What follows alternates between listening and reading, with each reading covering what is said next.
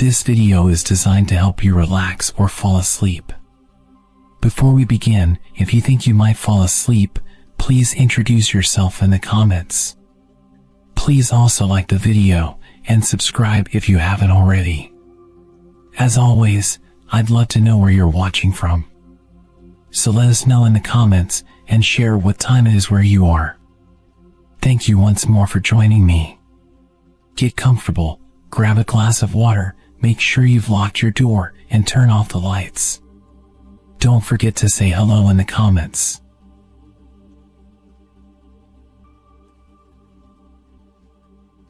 It's time to close your eyes.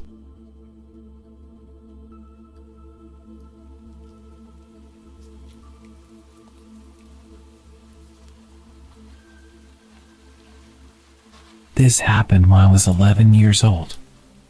At the time, I was living in an apartment situated on a street with an ongoing construction. Needless to say, they often tapped into the electric supply and the power fluctuated quite a bit. Therefore, the street lights often served no real purpose, especially in the winters when evening dawned on us with pitch black darkness. That is relevant, so keep it in mind. From what I remember, it was a weekend I was supposed to spend at my friend's house. For an 11-year-old me, this was an exciting prospect, having been loaded with schoolwork the entire week. I was to spend what I believed to be Friday night sleeping over and spend the entirety of Saturday at her bungalow, to return home that very evening. What made it even better was the fact that her parents had an event they could not avoid and therefore trusted us to stay alone in their 2-floor house for the entirety of the 6 hours they were gone. Back then, the idea of spending a whole night alone with my friend was great, no interference and a whole 6 hours of games and movies on their huge TV. As it turns out, my friend had other ideas. I arrived at her house just short of 8 p.m. It was already pretty dark out and her parents had waited for me to arrive before telling us about emergency contacts, dinner, and such. They also reminded us to get their 4-year-old Labrador inside as the weather was acting up and his kennel had a few loose panels which leaked when it rained. This is also an important fact to be noted. After they left, we watched a few cartoons, had dinner, and were chilling in her living room playing cards. That's when my friend Sid had the ingenious idea of exploring a fenced plot of land a few hundred meters down the street that she resided on. There was no construction happening in there, so what little of that area didn't have shambles was overgrown with plants and weeds. We got the dog inside, leashed it to its long chain that allowed it to roam within reason, got the keys and left the house to make the short 10-minute trip. At this point it was about 10 p.m.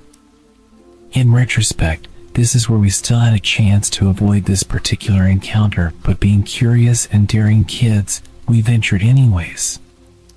Rather uneventfully, we arrived and set to climbing over a wall which was about 2 meters. Luckily for us, the wall was broken enough in places to make good holds to carry us over.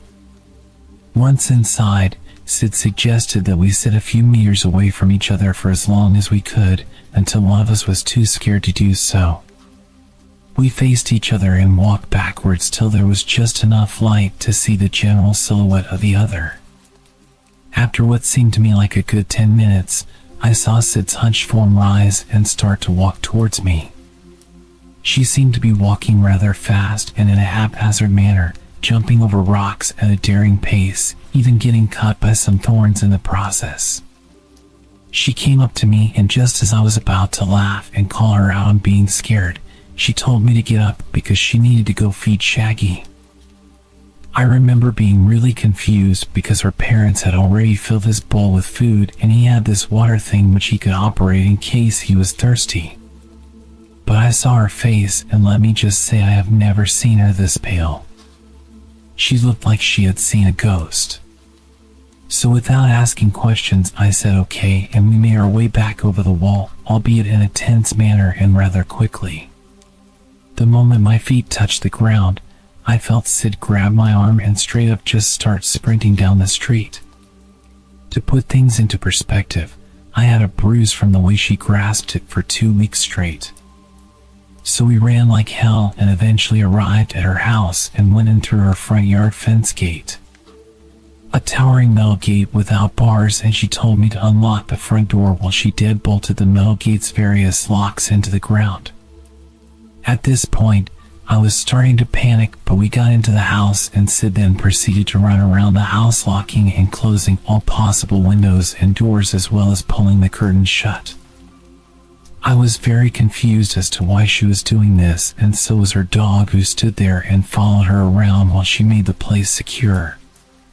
After about 10 minutes, she came back into the ground floor living room and with a very scary expression, she explained to me that the reason she did all that was because while we were sitting apart, she happened to glance away to a few meters to my right to see another human silhouette crouching in the bushes. She thought she was imagining it until it moved closer to where I was sitting and seemed to be unaware that my friend was watching them. I would have loved to say that was the end of it, but what happens next has stuck with me until today, and I hold a fear of that situation from that point onward. To give you an idea of the layout of her compound, her house was surrounded on 2 sides by a lawn, and the lawn was then surrounded by a wall 2.5 meters high. The wall had one entrance, which were the tall metal gates I talked about previously. The house itself had windows all around the perimeter as well as 2 potential entrances. The first being the front door, while the second being a door to this small attached space next to the house, which was made of see-through metal like the kind which metal fences are made of but stronger. This space had a metal door with a lock only accessible from the inside, as well as a door which was on the wall. However, this door only had a deadbolt on and was made of light wood. This is also of importance. So an hour or so after the incident, we were upstairs in her air-conditioned room playing games on her computer and talking about whatever it is kids talk about when we heard the dog bark downstairs. It was growling and seemed to bark at random intervals. Keep in mind that her dog was a friendly Labrador who rarely ever growled or barked aggressively. My friend went to get the dog upstairs to her room, and after she returned she informed me that the dog was standing near the front door, growling at it, and that it took her quite a bit of effort to get him upstairs as he kept trying to go back there. We were really confused as this was unusual for him to do, and thinking that a stray dog may have caught his attention, we decided to go into the balcony attached to her room that gave us a view onto the front lawn and a part of the street directly in front of the house. Instead of seeing what we assumed would be a stray animal, we looked down to see a person standing very still in her lawn and in front of her front door. In the limited light, we could make out heavy layers of muddy-looking clothing and a head full of hair that looked very matted. The dog was with us in the balcony and was whining to be let outside. We crouched in her balcony, and right as we were about to discuss the situation, we heard what sounded like the front door rattling, as if someone was trying to open it with a handle. We creeped back downstairs only to realize that this person had now moved onto the window next to the door and was trying to open that. The realization hit that he was trying to find an entrance into the house by going round the perimeter. Just as we were about to creep back upstairs, my friend grabbed me again and in a hushed tone told me that she had forgotten to lock the attached space door in her hurry before. We both looked at each other and paled as we realized that it would gain the intruder easy access into the house as the inner door had nothing but a deadbolt. At this point, we heard the windows rattling behind the house, nearly 3/4 of the way back to the front again. The attached space door was a few meters away from the front door, and we were lucky that he had chosen to go around the other side. She told me to wait by the inner door with the dog while she went outside and bolted the metal door. She then informed me to close the door as soon as she returned, and that if she was caught to let the dog outside and to close the inner door as discreetly as possible as to not give myself away. We were both terrified, and since we had no time to argue about it, I stood guard at the inner door while she went to the outer door, fumbled with the lock, and returned inside practically running as quietly as she could. We closed the inner door, and just then we heard the outer door rattle harshly. Had she not gone there and then, there was a big chance that we would have no choice but to hide in her house had he found his way in. After he tried opening all doors and windows, which took a while as he was doing it quite intently and forcefully, we found our way back upstairs and went back into her balcony to see if he had gone away, as we were standing still near the foot of her stairs for a while, listening for any further activity. As we looked down, we saw him once again standing in her front lawn. However, this time we could see his head was tilted back, and it felt like he was looking right at us. However, we knew that it was far too dark for him to be able to spot us, as we closed all the windows shut. We had proceeded to kill the lights in her room, as well as drawn the curtains as to not let her little bedside light escape the blinds. He then started giggling in the quiet of the night, and proceeded to go down on all fours, crawling around the lawn in front of the house while his laughter grew. In retrospect, we should have called the authorities at this point, but being the terrified kids we were, we did not want to get into trouble for not even being able to follow simple instructions. He did this for nearly half an hour, only to stand up once again facing the street. Then he started climbing on top of the kennel in the corner, up onto the top of the wall, and then jumping down to repeat the loop. We stood still in our balcony, waiting to see if he would return, but an hour passed, and that was the last we saw of him. At around 2 a.m. her parents returned. The next morning they were very confused as to why all the doors and windows were closed on such a pleasant night, and why there was mud on the front doorknob. We said we just wanted to play in the dark inside the house, lying about the actuality of the situation. To this day I do not think the man has been caught.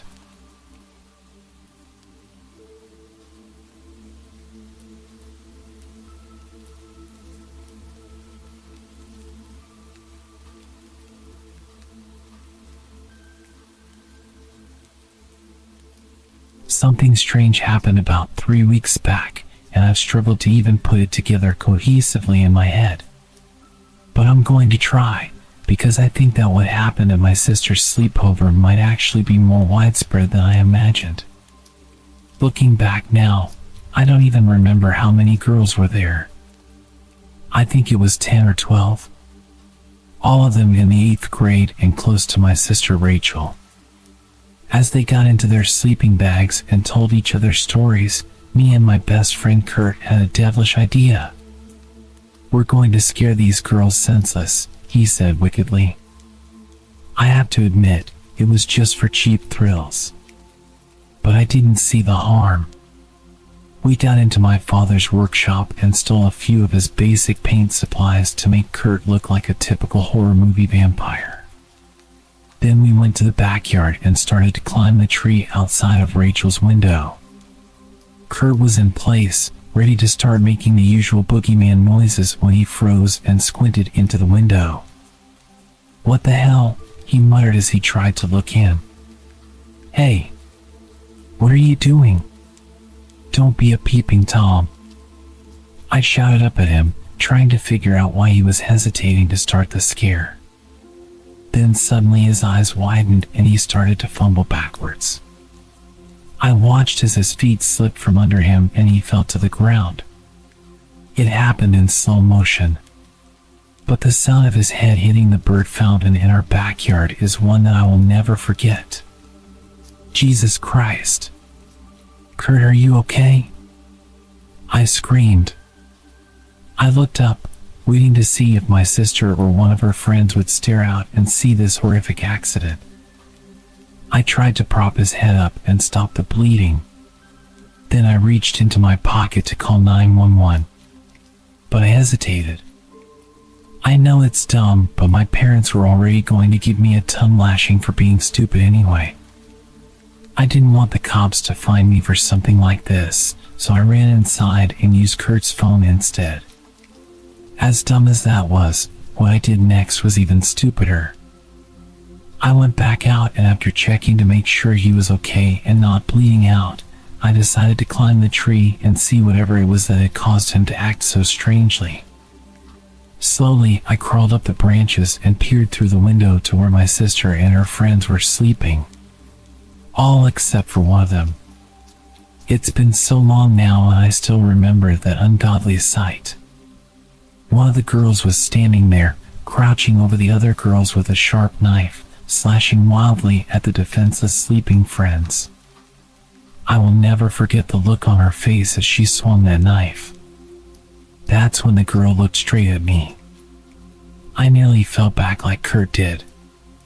But instead, I stared her down across the darkness.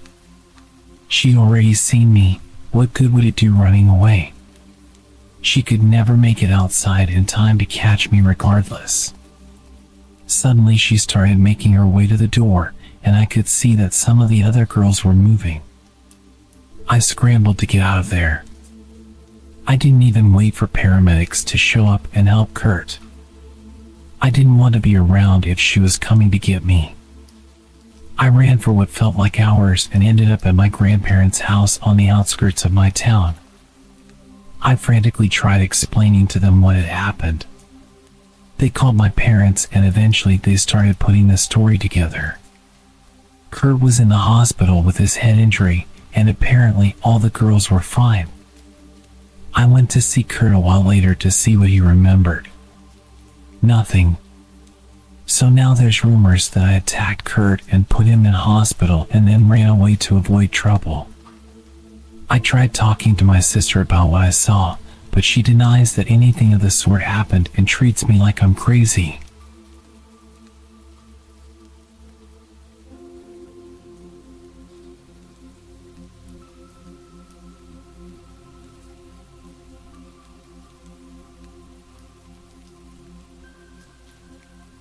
I've never been good at making friends or any type of bond with people in general. I'm not even close to most of my family members like I'm close to Jessie. Jessie is my best friend. I've known her only for a year and a half, but she's literally my world. She's the only person I can speak to, the only person who understands me. I've never slept over at anyone's house that isn't mine, and even when I'm supposed to be staying at a family member's house, I get anxious and they have to call my parents to collect me. This results in my parents having to cancel everything that they plan. My parents resent me.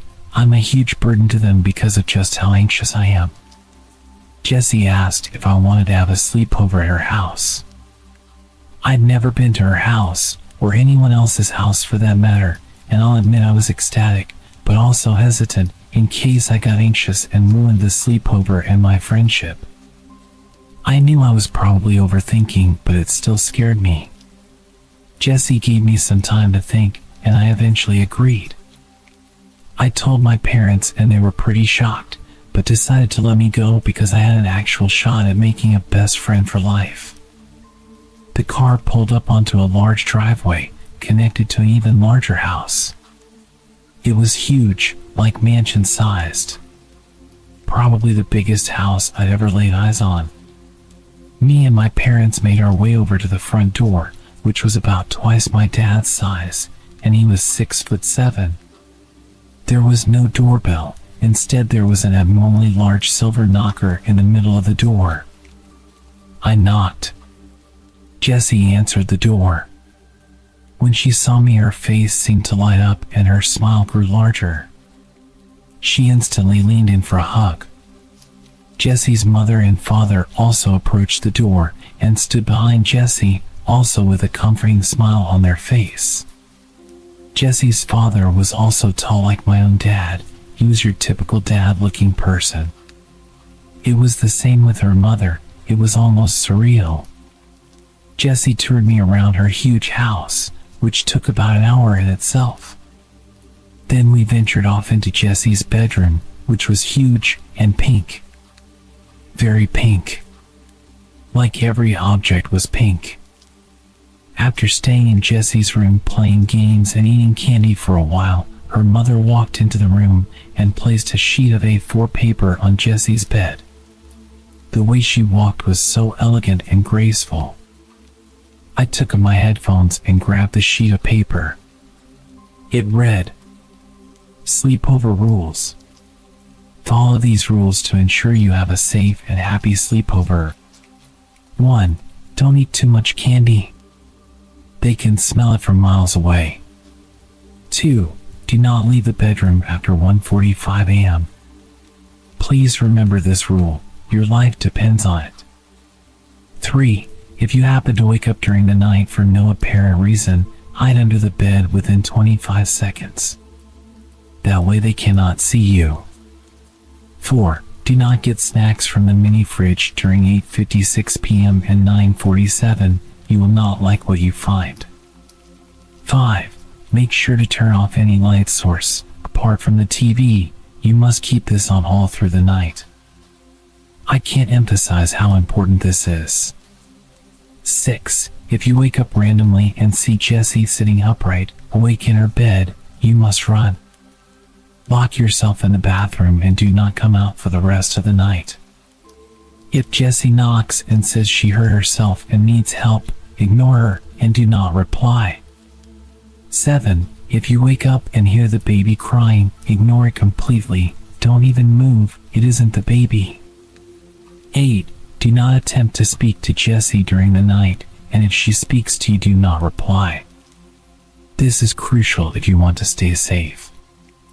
9. If you hear a dog whimpering and scratching on the bedroom door, drag Jessie under the bed and then hide behind the bookshelf.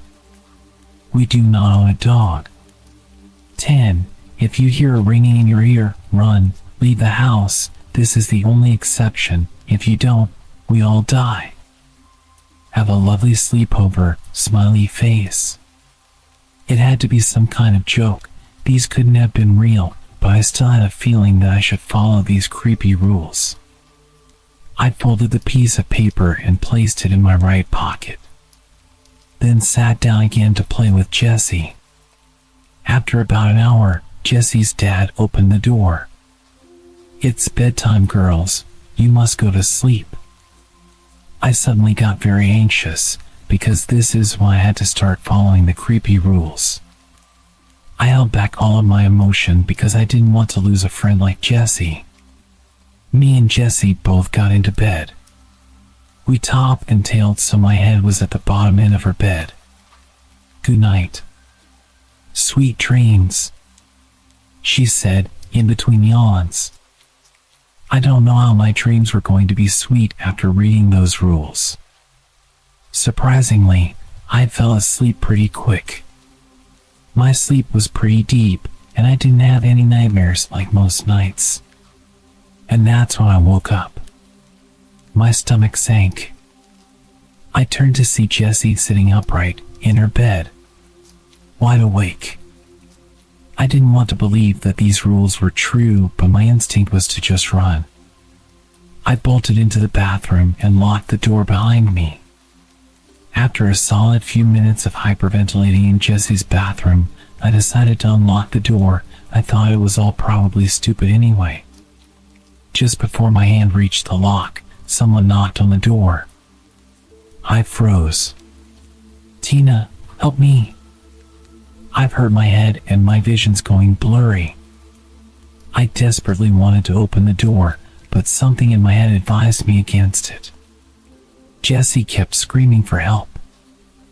I slumped into the corner, shaking with every breath I took. She was screaming for hours. It was unbearable. Her voice got less human-like and more distorted with every screech. By the time she stopped, I was already half asleep, to put into perspective just how long her screaming went on. I woke up. The light from the sun outside made my eyes sting. My ears were still throbbing. I slowly got up from the corner of the bathroom and unlocked the door. Jessie was playing on her PS5. Everything was totally normal. "Hey Tina," she said in her usual jaunty tone. "I think your mom and dad are already outside waiting for you in their car." I couldn't take speaking. Everywhere in my body ached. I picked up my stuff and started walking downstairs. Jesse's parents waited at the bottom of the stairs. "Your parents are outside waiting for you," said her mother with a smile. "How did they get here so quickly?" It was only 8:45. I could see the open door and my parents' car outside. I was so relieved. I was gonna leave this place finally. Jesse's dad showed me out, and I hopped into my parents' car. I can't begin to explain how relieved I was to see my parents' smiling faces again. Jessie and her family waved at me as I drove away. "How was the sleepover, sweetie?" I was about to reply when I got a notification on my phone. It was a message from my mom. It said, "Hey, I was just messaging to ask what time you wanted me and your dad to pick you up from Jesse's house." I looked back up at my mom, who was driving, and then to my dad, who was smiling eerily at me. Shit. I forgot to leave on the TV. I felt sick to my stomach. "Forgot something?" my dad asked me.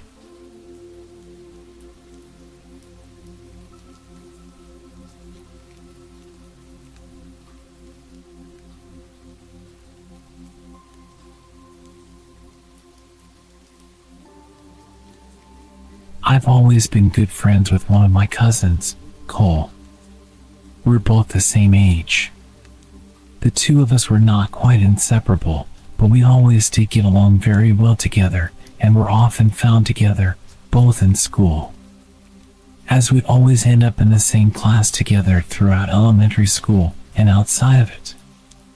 When we were 12 and in the 6th grade, I was hanging out with Cole on a Friday afternoon around the later part of May, and we were psyched at the start of the weekend.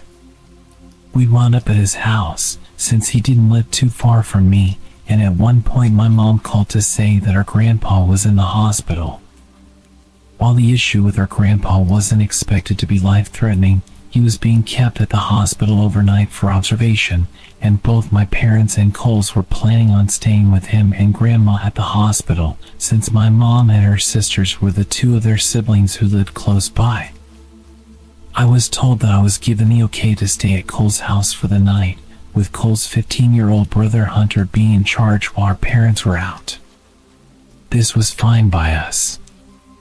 I got along well enough with Hunter, and he was never the bossy older cousin that some of my other friends said they had to put up with. We ordered out for pizza and enjoyed goofing off.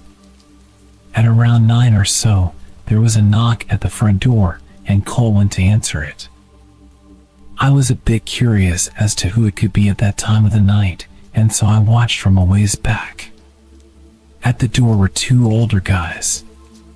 They said that they were with the city and that they were investigating reports about the water pressure supposedly being bad in the neighborhood.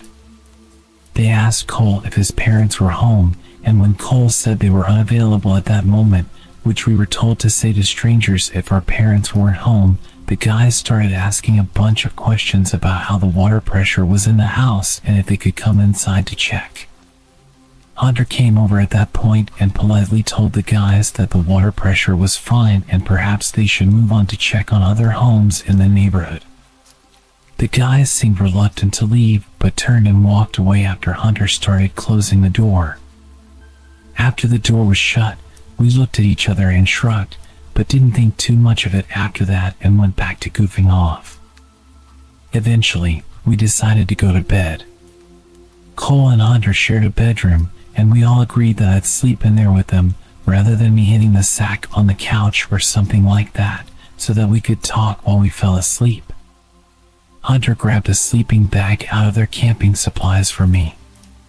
When we got into their bedroom, they stripped down to their briefs, and I remembered Cole had mentioned to me once a while back that they had started sleeping in just their underwear. Since I hadn't originally planned on staying the night, I hadn't brought anything with me from home as far as overnight stuff, but since I wasn't in the mood to sleep in my clothes, I stripped down to my briefs as well, though I felt a bit embarrassed, even though we were all guys there and I knew they wouldn't say anything or be judgmental. They climbed into their beds and I quickly crawled into the sleeping bag, and after talking for a while about random stuff, we eventually fell asleep. Early the next morning, I got up because I had to pee, and so I quietly got out of the sleeping bag and did my business in the bathroom. On the way back to the bedroom, I heard something in the family room, which was on the opposite end of the house from the bedrooms and particular bathroom I was using. I didn't pay too much attention to it at the time, thinking it must be either Cole or Hunter, until I got back into the bedroom and realized that both of them were still in there. Trying not to panic, I woke them and told them that I thought someone was in the house. They quietly followed me, and the moment we walked into the family room, we saw the two guys from the night before in there, and it was rather clear they were robbing the place. One of them started moving towards us as he pulled out a wicked-looking knife. The three of us promptly raced to the front door, somehow managed to get it unlocked and open, and we fled outside. As luck would have it, a cop was driving by at that particular moment. We quickly flagged him down and told him about the two guys in the house. The cop called for backup, and within a couple of minutes several other cops were there, and they proceeded to enter the house, and after some searching they caught the two guys. The cops figured out that the two guys must have entered from a window in the laundry room that had a broken latch, and had probably targeted the house because, while it wasn't empty, they probably realized that there were no adults there and figured that if we discovered them, we could be more easily dealt with than adults. To add insult to injury, while we were waiting outside while the cops searched the house, some of the neighbors came out to see what the commotion was about. This included some kids who went to the same school as Cole and me, including a few who were in our 6th grade class with us. It was during that time that the three of us realized that we never had the chance to get dressed. So just like in the stereotypical nightmare, we had to stand outside in full view of everyone in just our briefs for what seemed like forever, before being allowed back inside. When we went back to school on Monday, we had to put up with more than a bit of snickering, stares, and mockery for the next few weeks until school ended for the summer.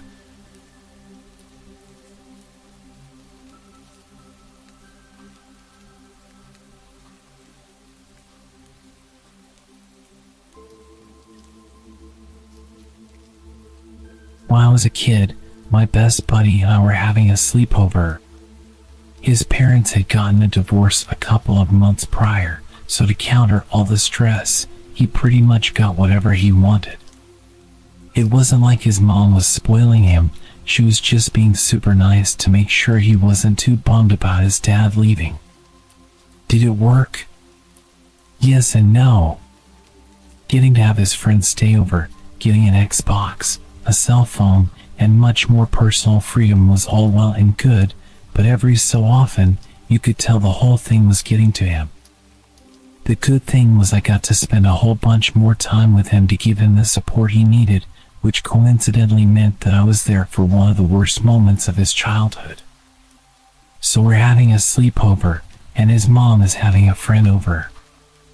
They're downstairs while we're up in his bedroom. At one point, I wanted a glass of water, so I headed downstairs. To get to the kitchen, you had to walk through the TV room. I see my buddy's mom's friend is a dude, and they're getting kind of close, if you know what I'm saying. They jump off each other when I walk into the room. I walk through like I didn't see anything, and it's incredibly awkward as I walk back through with my glass of water. Then I make the mistake of mentioning it to my buddy. He's clearly not happy with the fact that it's a dude. We're 9th graders at this point, so we're pretty savvy. Anyway, my buddy isn't happy, but he just does his usual thing of internalizing it before distracting himself. Not the best coping mechanism in hindsight, but it is what it is. Then remember that cell phone I mentioned? Well, his mom bought it for him so he could keep in touch with his dad, which he then does. And guess what's the first thing he tells him? That there's a strange dude over at his house. I totally blame myself in the moment. It sucked so hard. When my buddy hung up, turned to me with a smug grin, and said, Dad's on his way over. I just knew something bad was going to happen. I kind of wanted to leave, but at the same time, my whole reason for being there was to be a good friend to Ryan. I had a really healthy family life at home. My parents were a loving and dedicated couple right up until the day my dad passed, and I'd like to think they raised good kids.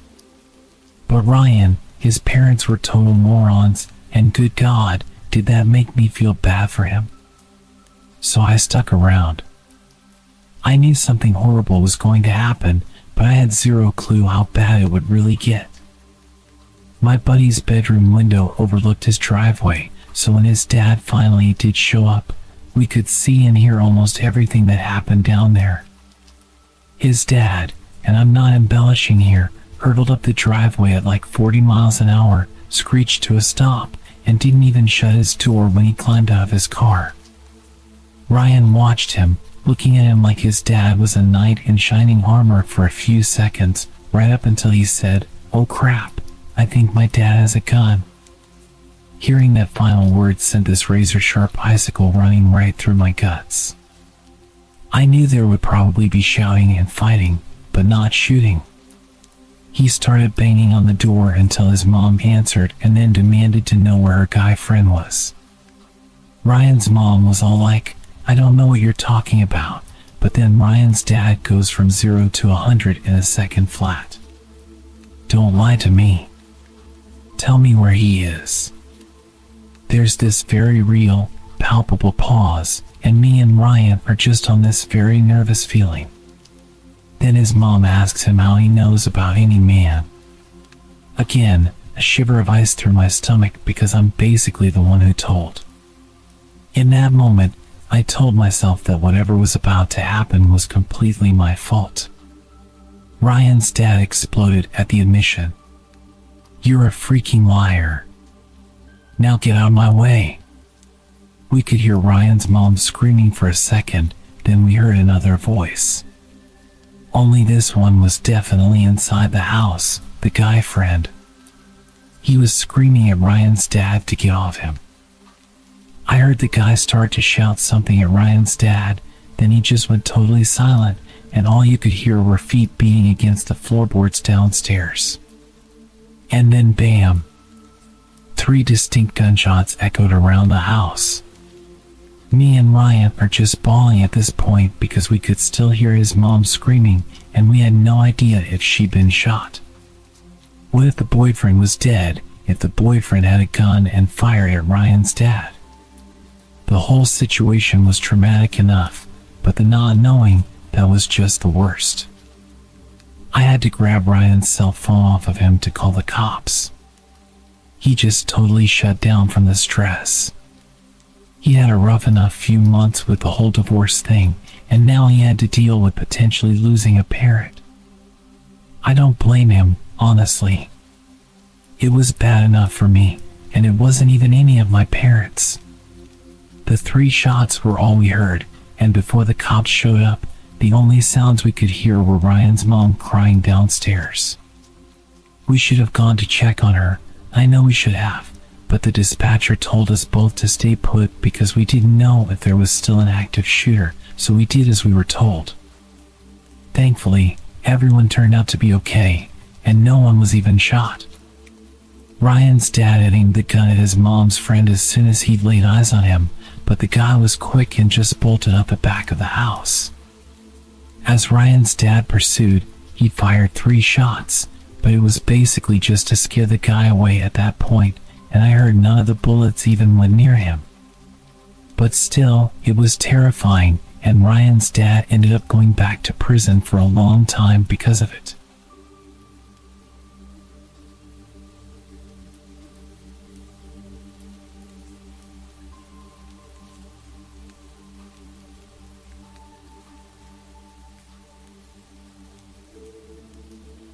Back when I was a kid, I had this friend in elementary school. We were super close, sat next to each other in class, and hung out every recess and lunch. At one point, we planned a little sleepover. My parents' place was kind of small at the time, but she lived in this big old house with her grandparents. so it was arranged that we have the sleepover there instead. I never found out why she lived with her grandparents or where her parents were, but I distinctly remember my mom and dad telling me not to ask her questions about them. The reasons were obvious in hindsight. The only thing was, my friend seemed really set on having the sleepover at my place. I mean, to the point where when we had no choice but to have it at her grandparents' place, she seemed to not want to have the sleepover anymore. I had to convince her to have it at her place just because I was so excited about the idea of having the sleepover in general. Anyway, it comes to the night of the sleepover. I go over to her grandparents' place, and it's every bit as fun as I imagined. We watched movies up in her room, had pizza delivered, ate ice cream right out of the tub, and her grandparents seemed really sweet and nice. Then, I think it was around 9 p.m., her grandpa knocks on the door, pokes his head in, and tells us that he and my friend's grandma are headed to bed, so we're to keep the noise down. He goes to bed, and we carry on with our night. A little while later, I head over to the door, telling my friend I needed to use the bathroom. She jumps up, throws herself between me and the door, and is like, "You can't go out there, you'll wake up Grandpa." I tell her not to worry, and then I creep down the hall on tiptoes so as not to wake him, but my friend still refuses to let me leave the room. I think she's actually playing around for a second. I try to get past her, but she actually shoves me back away from the door with this angry look on her face. I didn't want to start a fight with her. After all, the whole objective was to keep as quiet as possible. But still, I needed to use the bathroom, so I asked her where I'm going to go.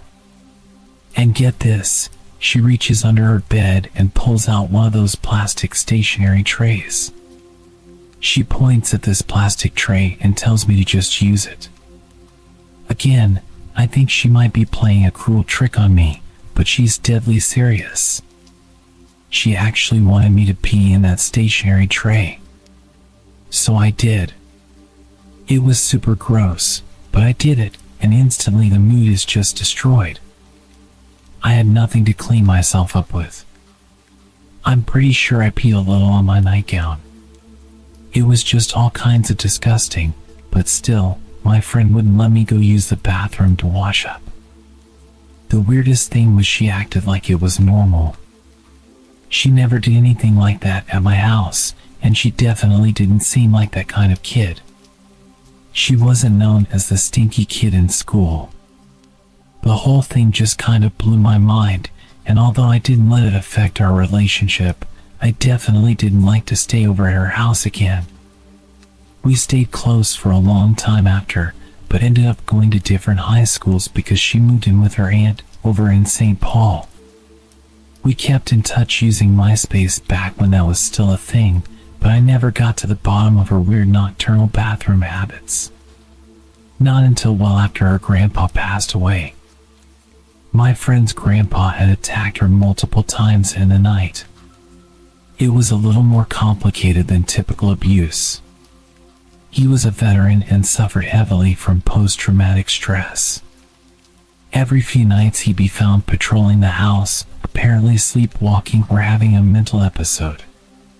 There were a few times when my friend would go to use the bathroom and he would physically tackle her and accuse her of being the enemy. He would apparently interrogate her and inflict pain on her to make her talk. It was all really tragic because he was a great guy if you met him. When he died, she seemed to take it really badly. When I called her, she broke down crying so much that she had to hang up, and she wouldn't return any of my texts no matter how much I begged her to get in touch. In the end, me and my mom looked up her aunt's home phone number and called ahead before we drove over. The aunt seemed more than happy to talk to us, but with the caveat that she had something very, very serious to tell us. That was why her mom wasn't around, and it completely ruined her life. She was too young to understand why he would do that to her, and thought he was just abusive. There wasn't much awareness about his condition back then, so everyone involved just thought he was terrible towards his daughter. She ended up with an addiction problem, which is why she wasn't in the picture. She insisted on not letting the judge give the grandparents custody, but the judge ignored her because she was obviously an addict. I think they were just so terrified of him that they just couldn't talk about it ever, and it was only after he died that it all came spilling out in various forms. The aunt that she was living with was her mom's cousin, so obviously wasn't around for what was happening when they were kids. It was absolutely horrifying hearing about it just as her friend, so I can only imagine how terrible she felt. Knowing she was so close to the abuse, but just not being able to see it. And then it all made sense to me why she didn't want me walking down the hall at night. Why she'd taken to peeing in a stationary tray that she kept hidden under her bed. She wasn't being mean or weird when she made me do it. She was protecting me. No wonder she didn't want me to have the sleepover at her place. And I'm really not trying to make this whole thing about me when I say this, but I feel horribly guilty for not saying anything to my parents at the time. I didn't want to embarrass her. She was my best friend. But that's just the thing about being a kid, isn't it? That naivety. You do dumb stuff even if you don't mean to, and that's what my therapist tells me. I try to believe it, I really do, but part of me will forever remain convinced that somehow I'm to blame.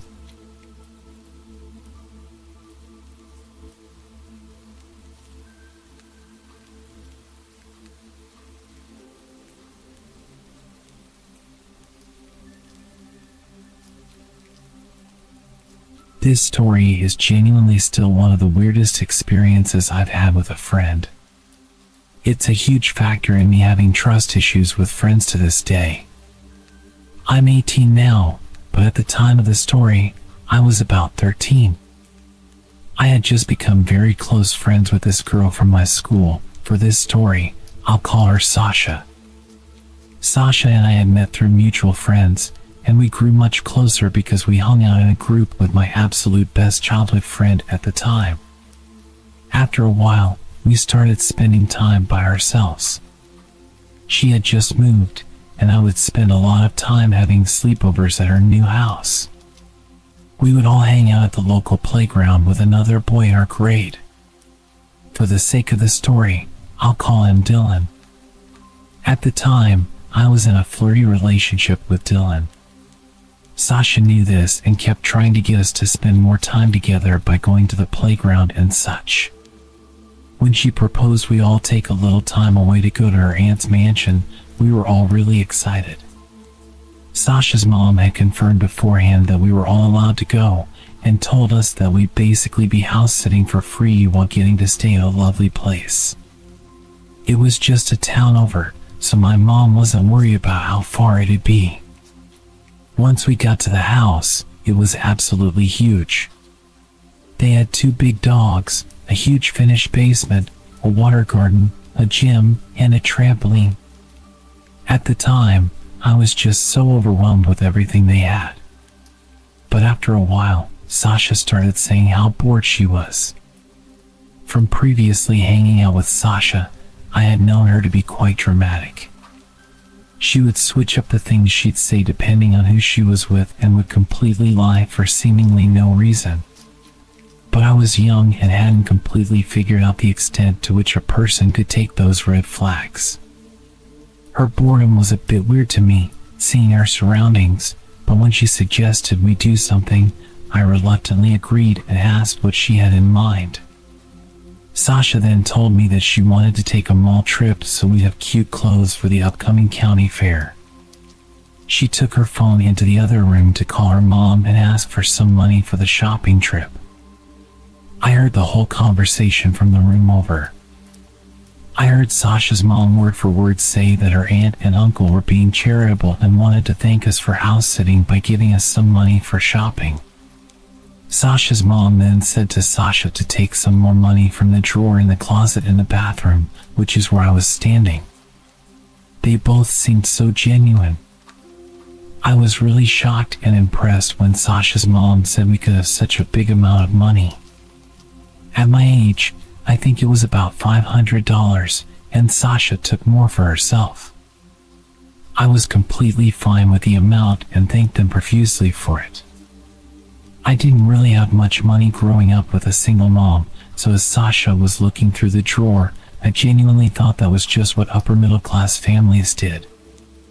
Looking back, I can now call out so many points where I would have left, but I didn't have a ride home and didn't really know how to describe the situation to my mom just yet. So I trusted Sasha, and we went to the mall. This is when Dylan met up with us to begin his stay there. Wanting to win Dylan over a bit, I shared some of the money with him. Both of us spent just enough to get a hoodie and food. Sasha used the rest of the money for herself. We walked home that day, which Sasha insisted we do, although it was freezing and we were about 30 minutes away. These were the moments looking back where I know Sasha was off about the whole situation. When we finally got home, I remember Sasha instigating a fight with Dylan, and he got so mad he fell asleep. The day after that was the fair, so we all cleaned up and went home. Sasha's parents provided us all with transportation. Once we got to the fair, I remember Sasha having to leave early because she and her mom were having problems. But I tried not to ask questions because, again, I was aware things were a bit off in their situation. A few days later, my mom got a random Facebook message from my previously mentioned best friend's mom. She had sent my mother a message describing how awful of a child I am and making several shocking claims with an attached article from the police. It apparently featured mine and Dylan's faces and stated that we had stolen around $7,000 from the most popular women's basketball team's donations. Directly after this, Dylan's mom called mine, initially thinking that we had told them Dylan stole it. After figuring out we hadn't, we both knew there was only one person it could have been. I still can't wrap my head around the whole situation, but my prior best friend's mom always thought badly of me after this. Some people probably still do. From what I've gathered, Sasha's mom had probably sent us there with the intention of having Sasha or Dylan take the money, knowing we trusted her as an adult. Since Dylan and I are black and Sasha was a white girl in the area we live in, everyone would believe Sasha was completely innocent, especially the police. Unfortunately, situations like this happen a lot, and kids like us are always blamed, even by the people I trusted, like my best friend's mom. Luckily, my own mom immediately believed me. The police and basketball team ended up dismissing everything they said, as Sasha's mom presumably confessed everything to her sister and brother, who owned the house and basketball team. Luckily, Dylan and I ended up dating after this, and we cut off Sasha completely. Although I sometimes still see her face on Instagram, I hope she's doing well, but I would only like to know that from a distance.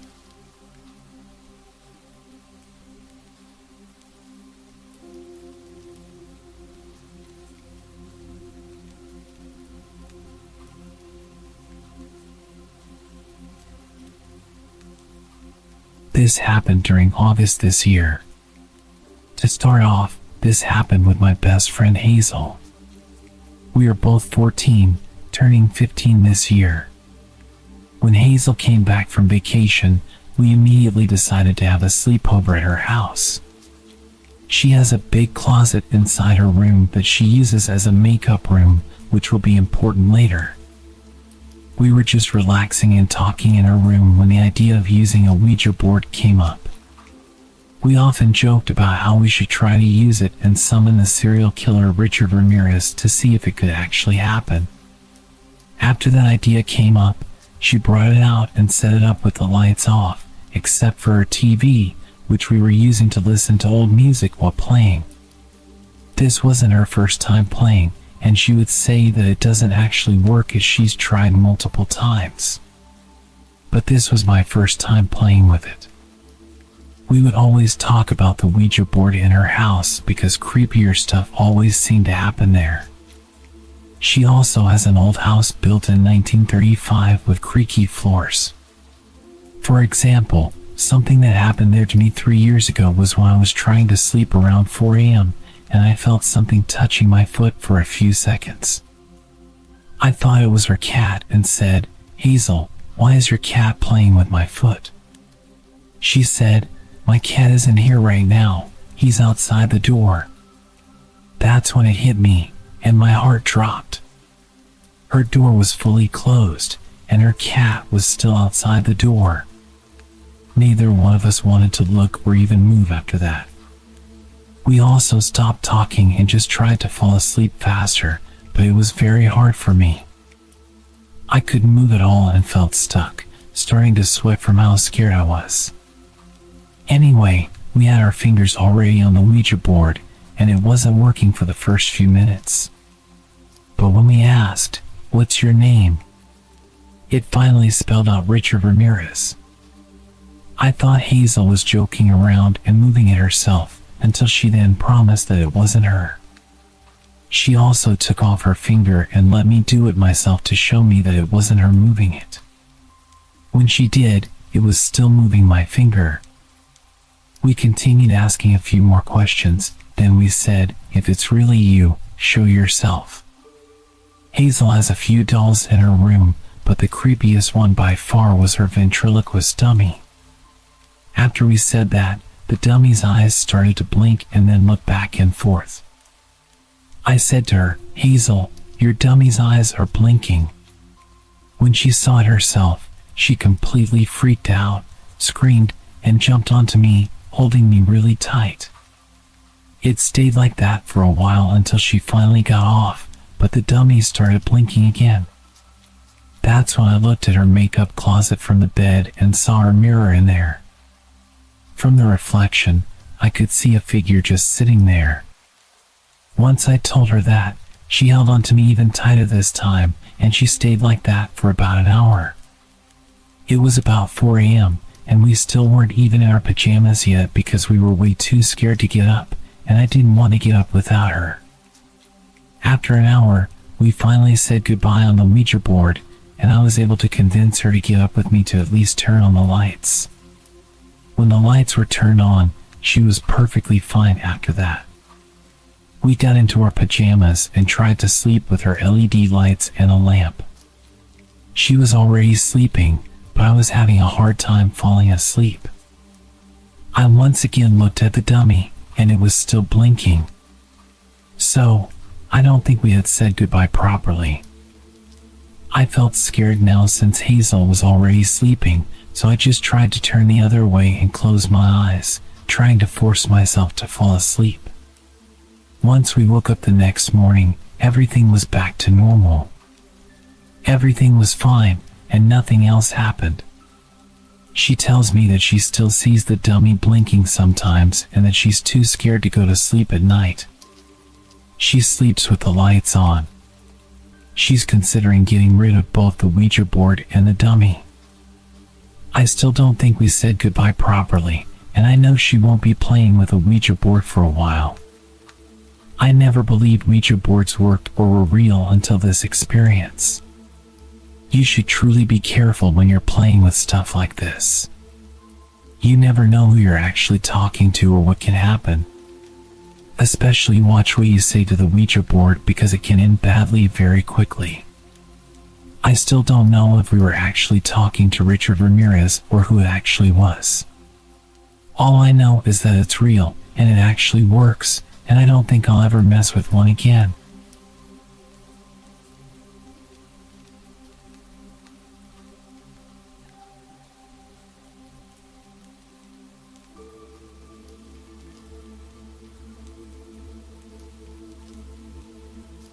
In the summer of 2019, my friends and I were having a sleepover in honor of one of our friends' 17th birthday.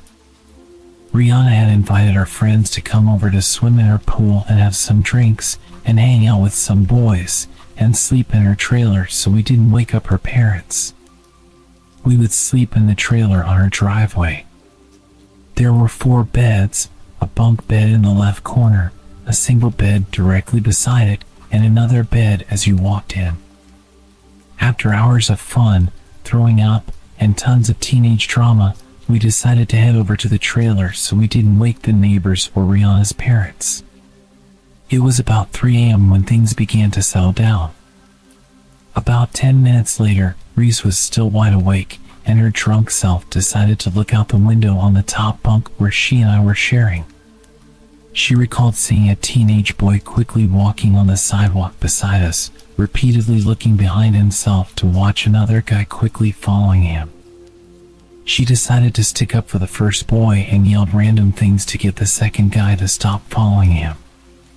The second guy, noticeably not sober, instantly heard the screams from Reese and Rihanna, and it caught his attention. Scared, she stayed quiet beside me while I was trying to sleep. About a minute later, Reese decided to check again, and there the guy was, right in front of the trailer, investigating the noise. He was getting really close to the door when Reese then told me, "Hey, don't freak out, but there's a guy right outside the trailer." I sat up quickly to look outside, and he was there, wandering around right beside us. By now, Reese had announced to everyone else as quietly as she could that there was a guy outside the trailer. Rihanna quickly got up, looked outside a window to see for herself, and then told everyone else to get underneath us in the bottom bunk. We were all huddled in the bottom bunk when Mackenzie, our smallest yet fearless friend, decided to stay outside and check the windows. The man, still not sure where the yelling came from, was gone. We sat for a few minutes in silence, contemplating calling someone, until Mackenzie decided to look out the window of the bottom bunk. This window faced the garage. She quickly announced that he was standing right beside the window. She could only see his legs though. Quickly closing the window, we sat scared once again in silence. Mackenzie kept running back and forth through the windows to see where he was. At one point, he decided to walk to the middle of the street to get a better view of the house. This is when we thought it was over. Everyone was getting back into their sleeping spots, discussing what had just happened when Mackenzie decided to look out the window again. The man was now standing on the front steps of Rihanna's house. We couldn't do anything but just stay quiet and wait until the intoxicated man would leave. We didn't know what he would do if he realized people were in the trailer. He did end up leaving after quite a while, but it definitely took us a while to fall asleep that night. In the morning, Rihanna tried to check her cameras, but they had been disconnected. We have no proof of this happening except for the group of us who experienced it. Rihanna believes the guy came back the next night since she heard a lot of noises from her front door while she was home alone. Moral of the story: don't scream and crack down on men when you're vulnerable in a trailer. You really have to wonder though, what would have happened if he had tried to open the door? I'm sure we could have defended ourselves, but this story could have ended a lot worse.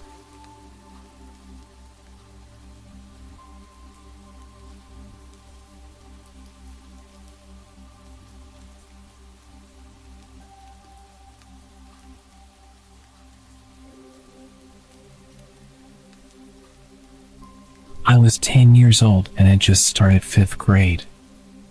I made a new friend in school, Yanni. My parents allowed me to go for a sleepover at her house after they met her mom once. My mom and dad were pretty laid back because I was their last kid.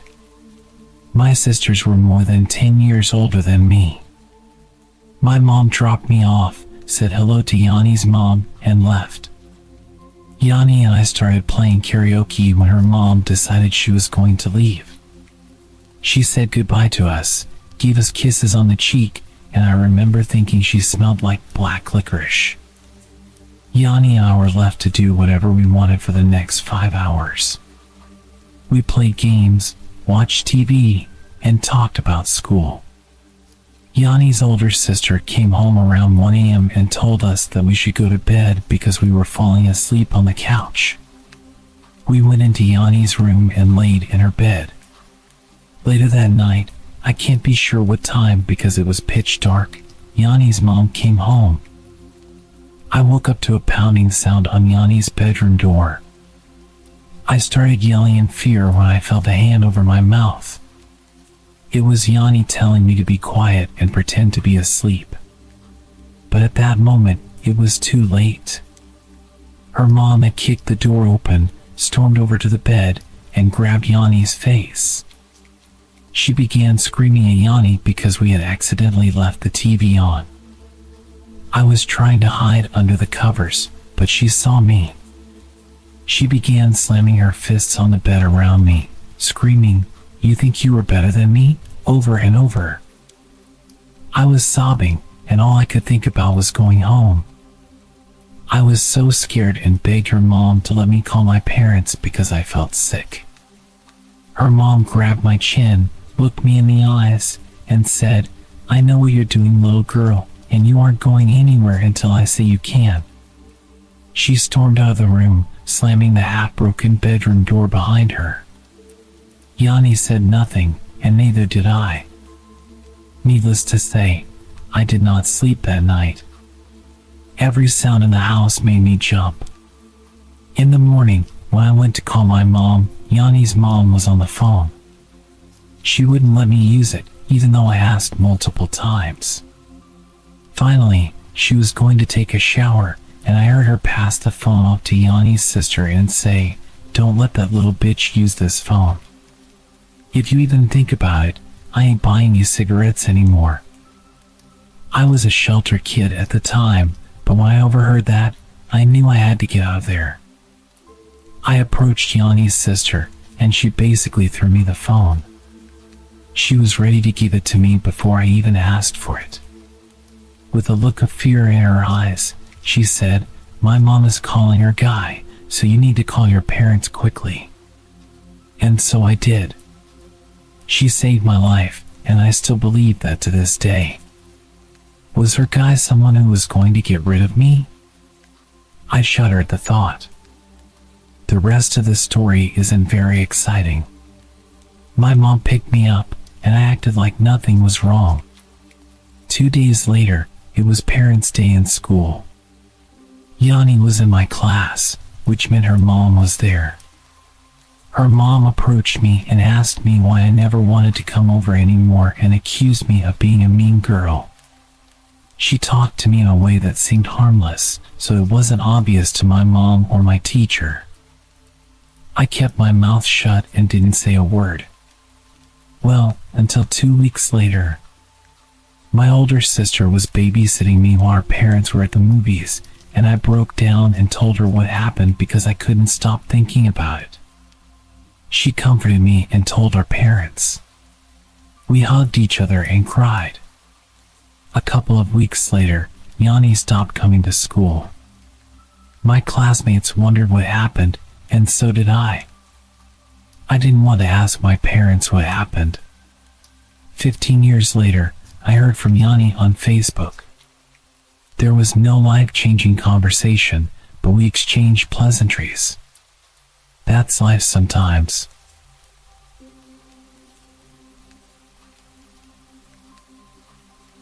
I was 13 when this happened to me.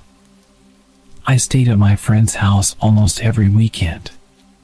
She had a huge bedroom and I just lived with my mom in a small apartment, so whenever I stayed there it felt like I had a taste of what a real family home felt like. That would be true if it wasn't for the constant arguing that I hear from her parents. Her dad was always really nice to me, pretty much treating me like his own daughter. He'd buy us food and DVDs and make sure that we had the best sleepovers every week. Her mom, on the other hand, was always quite cold with me. She wouldn't really even speak to me. Most of the arguments that I could hear were her shouting at him. Looking back, I realized that she was emotionally manipulating him, claiming he didn't love her and accusing him of being sleazy. But at the time, I just thought this was what parents would do every night. Anyway, we would mostly just turn up the TV and distract ourselves from the shouting, and usually we'd have a really good night. This night was different. Her dad basically rushed us up to her room, and we could tell he was stressed. I tried asking my friend about her parents, but she just deflected and said she didn't want to talk about it. We did her makeup and hair and tried on different outfits throughout the night, and within a few hours we were almost falling asleep whilst watching the first Twilight film. Suddenly we could hear her parents arguing really loudly. There were bangs and the sounds of things smashing. This wasn't normal. I could hear her mom practically screaming at her dad, throwing the usual accusations and seemingly hitting him. I know this because he was shouting stop. At some point he started to make his way upstairs, and I hear him slam the door to their bedroom just next to the room we were staying in. It wasn't long until her mom made her way upstairs and burst into their room. I heard him shouting, "What the hell?" and then lots of screaming and shouting. The whole house was practically shaking as they were throwing each other around their room and knocking into the wall. I felt really uncomfortable at this point and asked if we could lock the door. My friend agreed and reminded me to be quiet. Just as I clicked the lock, the screams and shouting went silent. My friend and I stared at each other, waiting until we heard one of them go downstairs or to make any kind of noise. Nothing. We waited for minutes, listening at the door and speculating what was happening. Had they just gone to sleep after all that shouting? Unlikely. Suddenly, I hear footsteps and rush back to bed. There's a gentle knock on the door. "Honey, are you awake?" Her mom was coming to check on us. She literally never did this. Before my friend could respond, her mom tried to open the door. She realized it was locked and then immediately started shouting loudly, "Open the door. Now!" I looked at my friend with begging eyes and told her not to open it. Her mom started pleading with us through the door, kicking it loudly, sending massive shocks throughout the room. Her mom turned her attention to me and started ordering me to open the door, gradually getting more nasty, telling me I was a leech and that I would end up like my mother, alone and miserable. I started crying and so did my friend. At this point I called my mom and told her what was happening. She could hear the door being kicked and the nasty comments, and she told us to put something in front of the door. She told me she had to hang up for a moment whilst she called the police, and we were both left there waiting for this terrifying moment to be over. The banging stopped and I could hear her mom's footsteps going down the hallway. The footsteps came back towards us, and then things got seriously disturbing. The end of a knife burst through the door. It was shiny and long, and she repeatedly stabbed the door, gradually chipping away at the cheap wood. We were obviously screaming uncontrollably at this point, and I have a vivid memory of exactly when I noticed something terrible. As the knife came through the door, I noticed that the white paint around the hole started to turn red. It looked like the door was bleeding. My first thought was that she'd hurt herself whilst on her rampage, but my friend's screams suddenly made me realize exactly what had happened. She started screaming for her dad. It hadn't even crossed my mind. She only walked a few steps to go and collect this knife. Why would she have a knife in her bedroom, and why would it be covered in blood? Up until this point, I thought we were just going to be in trouble with her psychotic mom.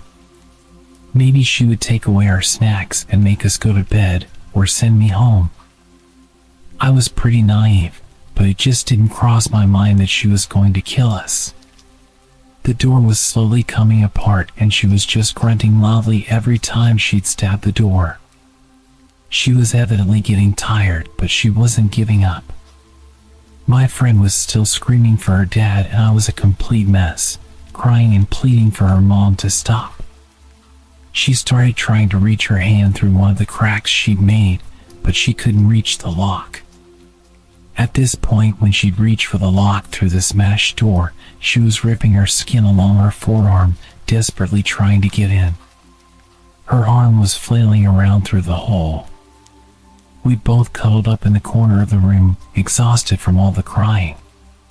She was going to get through, and there was nothing us small girls could do to stop her. We both hear something that makes us stop sobbing, and we look directly into each other's eyes. Police sirens. The cops were here and we were going to be saved. Her mom clearly heard them as well, because she started going feral on this door. She was screaming and smashing at it with both hands, occasionally stabbing wildly at the hole she made. We'd thrown a small bedside table and a chair next to the door, which lined up perfectly with her wardrobe, creating a line of furniture that perfectly blocked the door from opening, even if it was unlocked.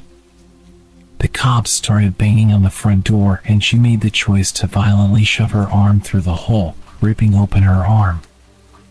I watched as she pushed through the pane, finally reaching the door lock. She'd done it. She was nearly inside. She opened the door a few inches before our barricade stopped her from pushing it any further. Her hand once again reached through and started clawing at the bedside table we'd put there. She was gradually moving it, and it was clear she was making progress.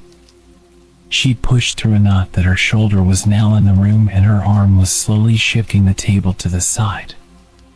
All while this is happening, the police are smashing the front door, reacting to our terrified screams. All at once, we hear the door downstairs give way, the cops shouting for us, their footsteps running up the stairs. Her mom must have used all her energy to force the door open and lunged straight towards us. We were crouched in the corner, unable to quickly react. She landed on my friend and gripped her neck with ferocity. I remember how fast she turned purple. She was still holding my hand and struggling wildly, trying to get free whilst her own mother was choking the life out of her. The cops burst into the room, immediately tackling her to the ground. There was so much screaming and shouting and flashlights, and I think they even used a taser. It was overwhelming. My friend lay next to me, barely breathing and having a seizure. They ran to her aid, and one female cop kept checking me and asking me if I was okay, scanning me for injuries and trying to get a response from me. I think I just froze at this point because I don't remember much of what happened after. I know we went to hospital for a while, and I remember them putting a shiny blanket on me, which made no sense to me at the time. Throughout the night, we learned that her dad had been stabbed to death. I think he had over 80 stab wounds, all over his body. Her mom was sent to a psych ward and remains there today, over 10 years later. I never saw my friend again after that night. She was sent away to live with her grandparents. It completely messed me up for years. I was a dark and troubled teenager. Even now I have terrible anxiety around staying at other people's houses. I used to dream about having both parents living at home together, but I realize now that my home life was much better than what my friend had.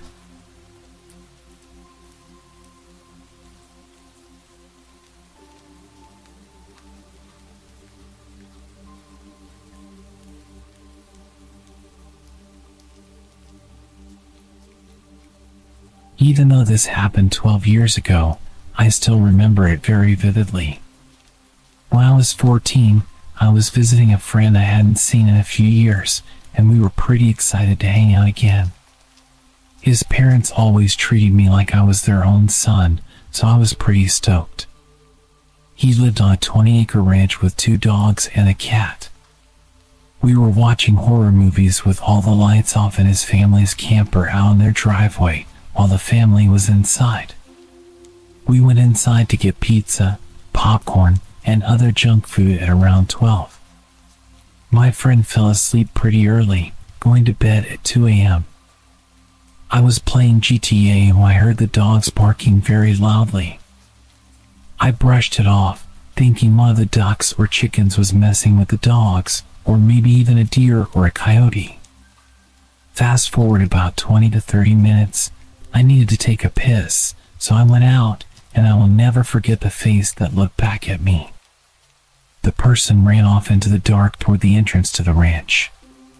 Sure, I was alarmed, but I still had to take a piss. I finished my business and went back inside, making sure to lock the camper door before returning to what I was doing. About another 20 to 30 minutes later, I heard the dogs barking again. This time, I woke up my friend and told him everything. He was skeptical at first, but then he looked out the blinds of the camper, and I will never forget the look on his face when he looked back at me. We called his parents, and his dad answered. He told him everything, but he thought we were trying to pull a prank. He laughed, saying, "Y'all boys aren't gonna get me." Nice try though. I started to confirm that we were being honest, and when he heard the panic in my voice, he realized we were being serious. He quickly rushed out with his gun and threatened to shoot whoever was on their property. We heard all this from inside the camper, and we were terrified. We heard a blood-curdling scream, and then 3 gunshots went off. We went outside, and we saw a guy on the ground. My friend's mom called the cops while all this unfolded. They lived out in the country, so it took about 25 to 30 minutes for the cops to show up. Now the entire family was outside, terrified. The youngest of them all, whom we'll call Jacqueline, was crying. Not just because of the dead man about 20 feet ahead of her, but because the man had killed one of the dogs, maybe because it was very loud. Then the cops showed up, and it turns out the man was a prison escapee from just 15 miles away from my friend's house. We don't know why exactly the guy was there, but he was put behind bars for killing 2 people. Still to this day, we don't know if he was there to kill us.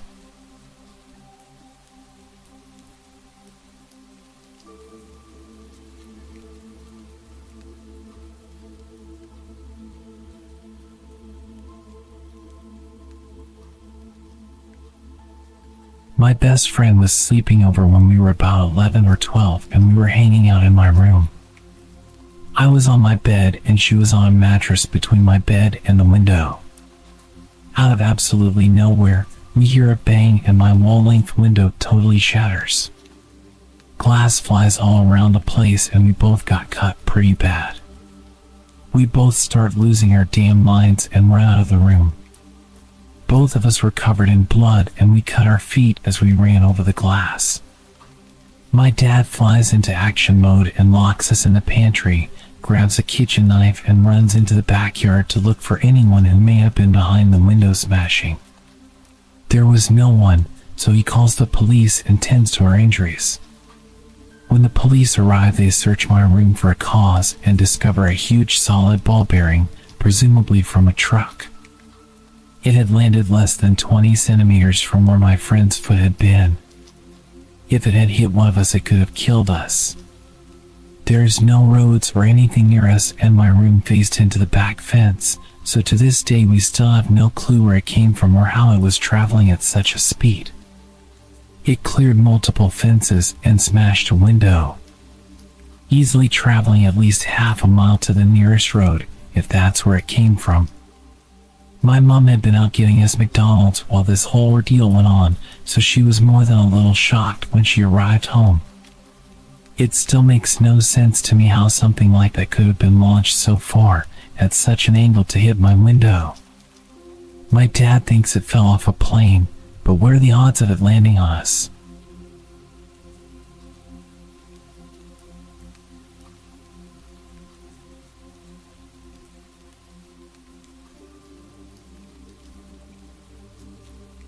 This all happened just recently, in summer this year.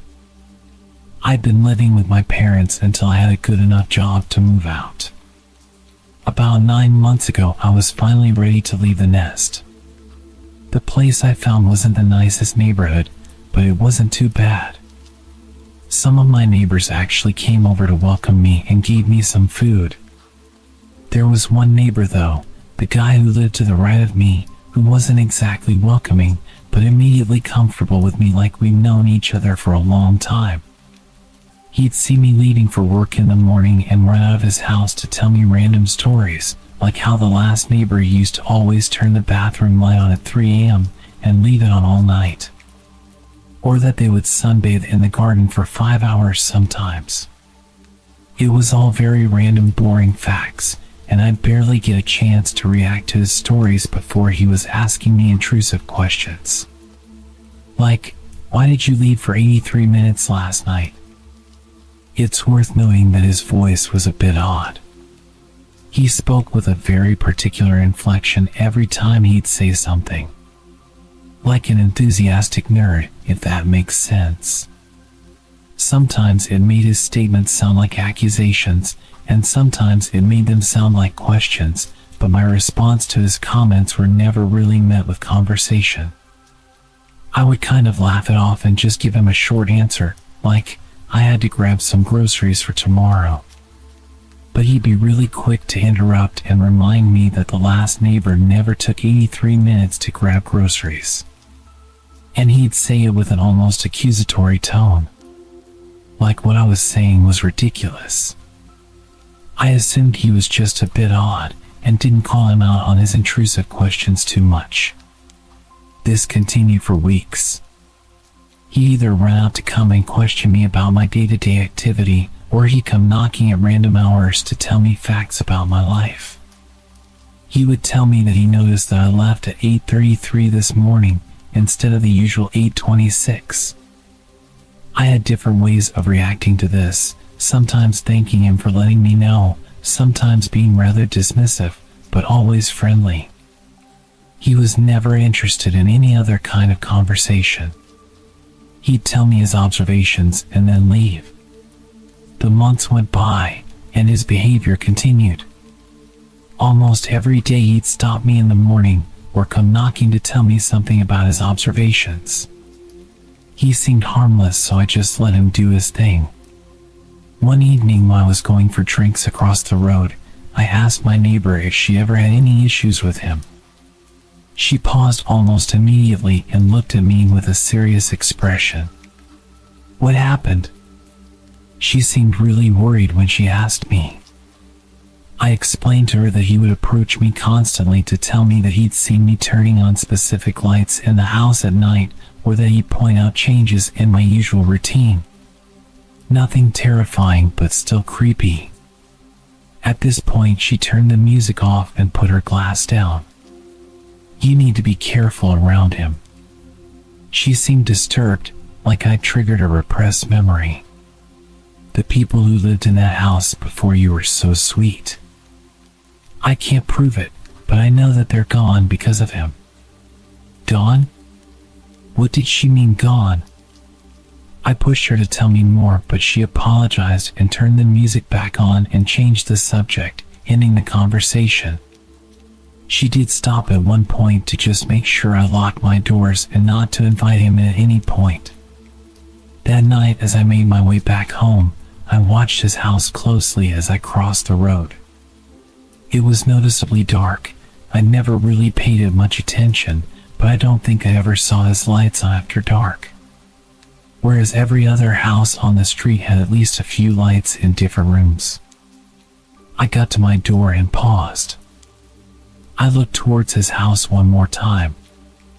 I saw exactly what I was hoping not to. A glimpse of light. He was peeking at me. How long had he been watching the neighbor's house to know that I was over there? Was this all he did? Watch me?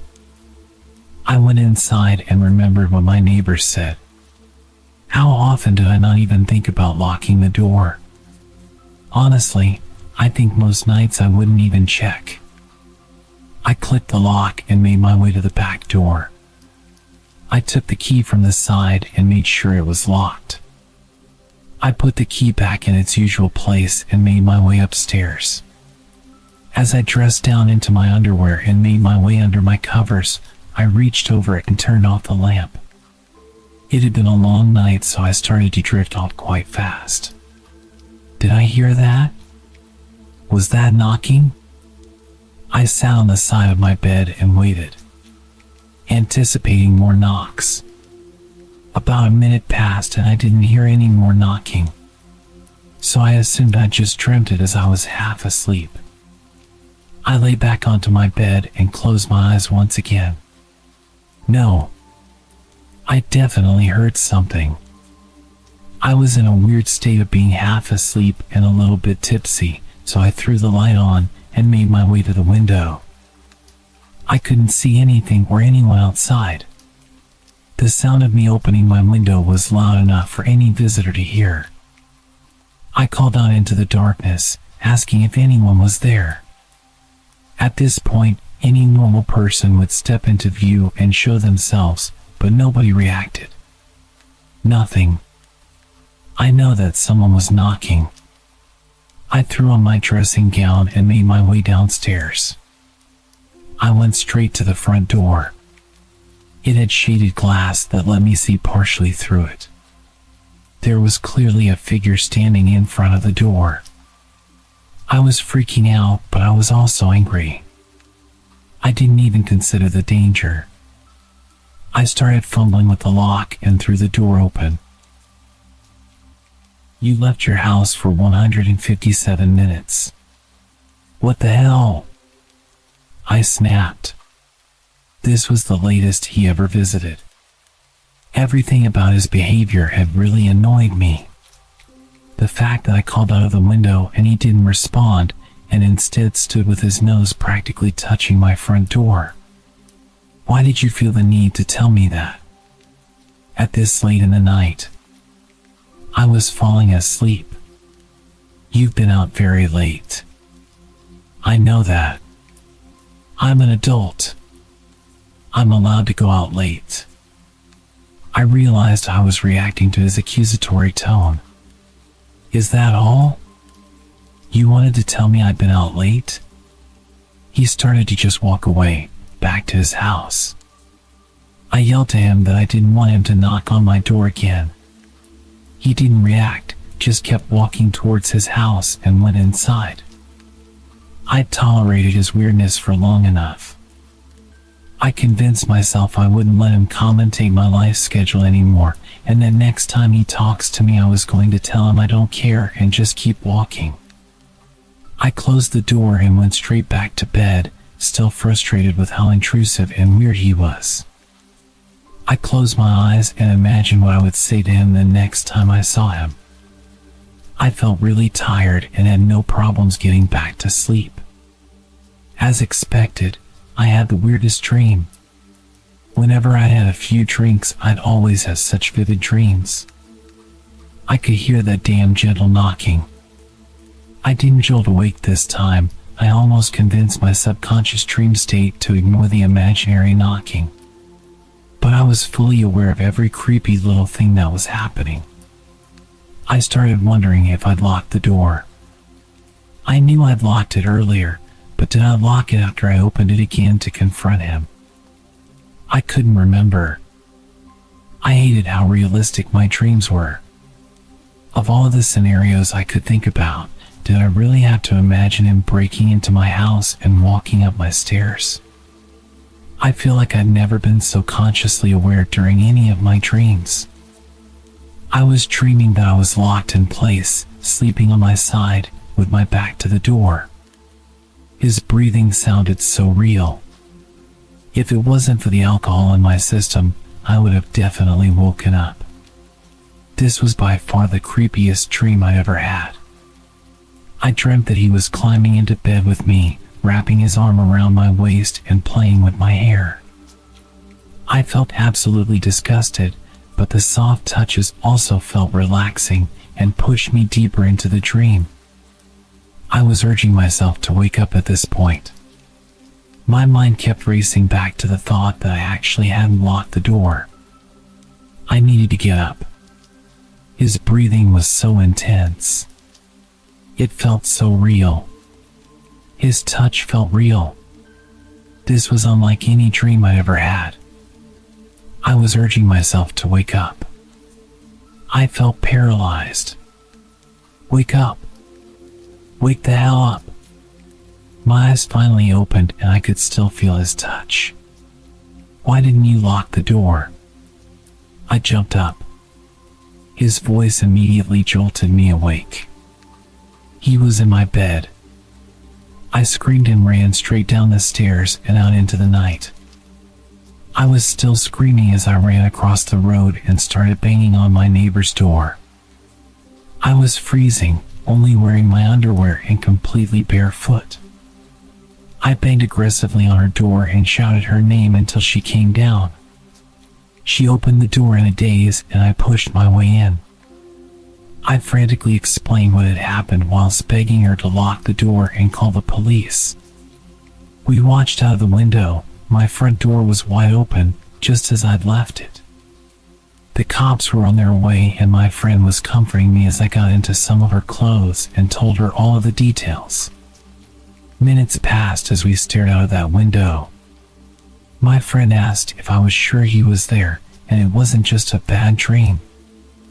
I started to doubt myself when we didn't see him leaving. I wasn't the sensitive type. I wouldn't make up that whole scenario out of fear. I had a vivid memory of him lying in bed with me and touching me and talking to me. It was real. I know it was. The cops showed up after about 15 minutes and started to enter the house, guns drawn. We watched intently, waiting for them to bring him out in cuffs. They were in there for quite a while and I started to think that he'd locked himself in my room or something. After what felt like forever, the cops started to leave my house. They were alone. He wasn't with them.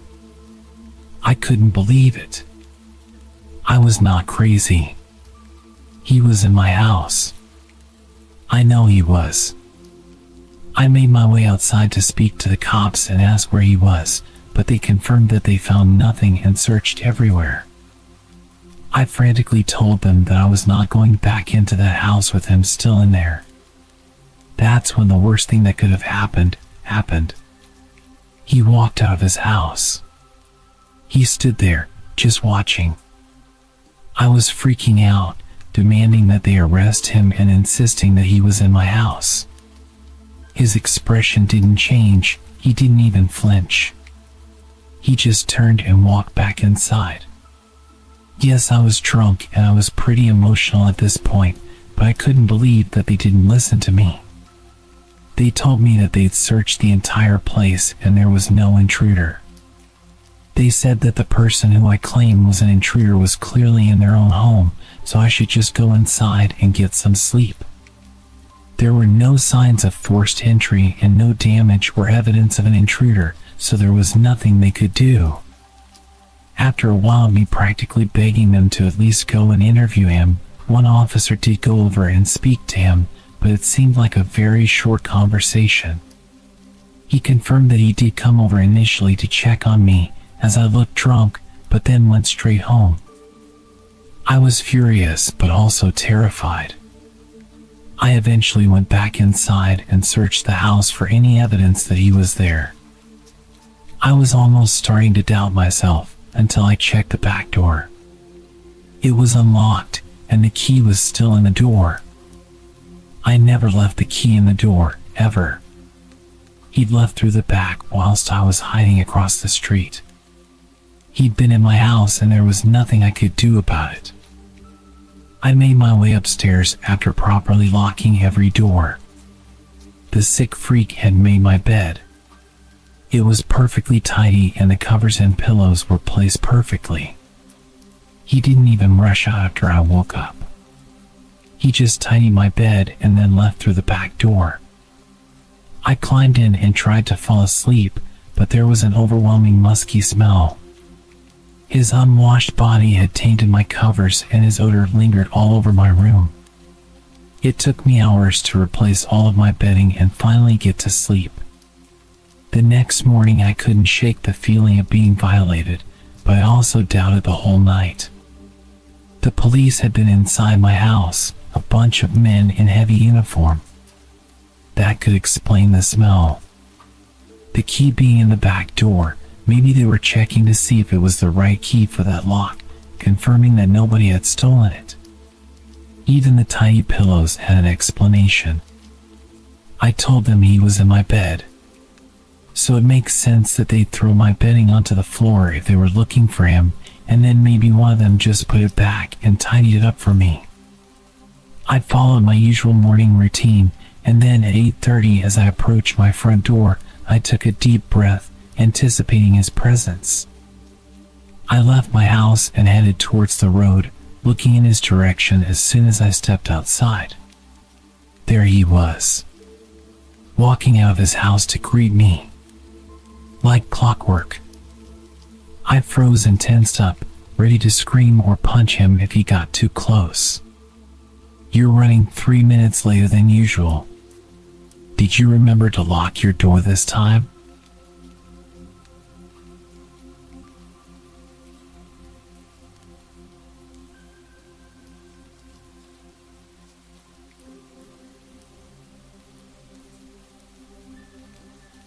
When I was 12, we had this neighbor. She was an elderly woman, but she was surprisingly active. We'd always see her around, carrying weeks' worth of groceries up the hill like it was no big deal. She was outside doing her gardening almost every day. She was a tough old lady. The unfortunate thing was that she was the opposite of friendly. If you said hello to her, she'd tell you to run into the road. She hated people and was a very bad neighbor. She would complain about every little thing and show up late at night to tell you that you're too loud and threaten to call the cops. Our family got into quite a few arguments with her. Whenever she would come over to complain, she would aggressively insult all of us. My parents got sick of this and just started insulting her back, telling her she was old and miserable and she would die alone. I didn't like it, but I figured it was just adults letting off some steam. I'm sure I even caught her smiling on her way back home after shouting with my parents. She had quite a reputation around town for being a witch. There were all sorts of rumors about her being hundreds of years old and having the stamina and strength of a 20-year-old man. They were not wrong about that. People would say that they'd seen her performing rituals through her window and that she kidnapped children and ate them.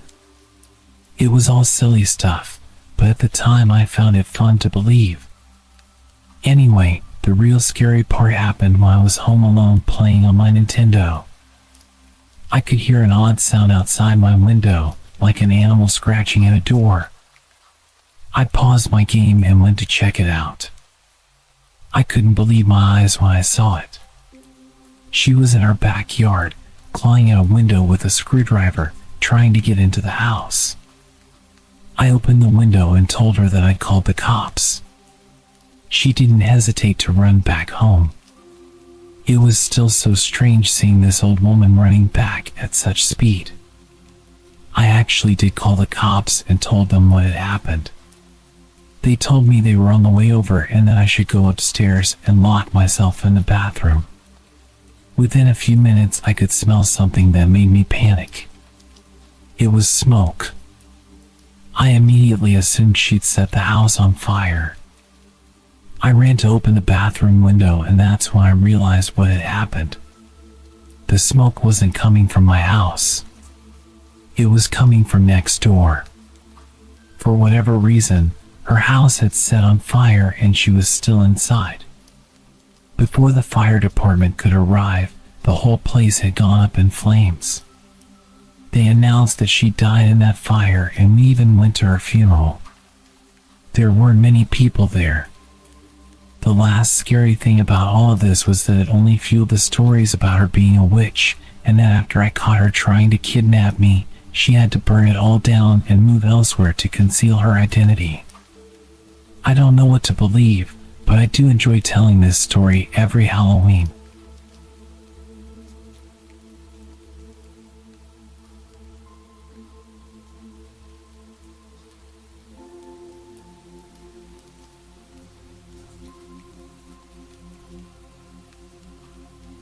My neighbor is very weird.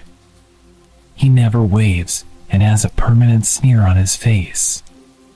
When we moved in, we were told that he was on a certain bad list and that we should call the cops if we see him with kids. One day, he randomly knocked on our door. I'd never spoken to him before, and without even introducing himself properly, he proceeds to launch into his explanation of the reason that he's on the registry. Basically, he claims that he accidentally hurt some kid in a locker room while they both happened to not be wearing any clothes. He says it was plain old vanilla assault where both parties just happened to be in their birthday suits.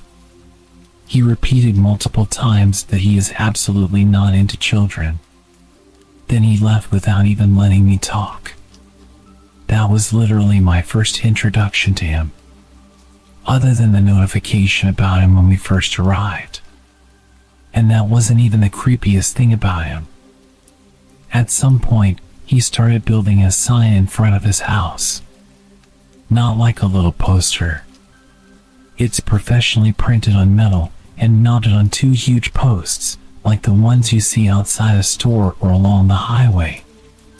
The sign is a picture of a puppy and a long rambling story about how someone ran over his dog on this road 10 years ago. But it's written in a way where he seems to accuse the neighborhood of murdering his dog. Next to this sign, covering his entire fence, is an enormous banner saying, "We miss you." I don't know why it says that, since he lives alone. And finally, an even larger picture of the puppy, which isn't necessary, because directly in front of the banner, sitting on a folding card table, is the actual puppy. He must have had the dog stuck when it was ran over. I could see from my window that he would hide behind his fence for literally hours, peeking at the puppy on the table, as if he were waiting for someone to mess with it. He did this for days, until finally bringing the stuffed animal inside. The puppy and the banner disappeared, but the metal sign was permanent. It stayed up for years, until a storm ripped it down. I always wondered what he does with the dog. Did it stay in a closet, or does he keep it out in his house? Well, one day I got my answer. I have a friend who does construction, and funnily enough, he was hired by the creepy neighbor to build a shed. Without even asking, he tells me that the guy keeps an ugly stuffed puppy in the living room like a piece of furniture, and then he talks to it constantly. There were plenty of other creepy things, but the big puppy shrine was the most notable. I never did see him with any children, but I'm constantly on the lookout.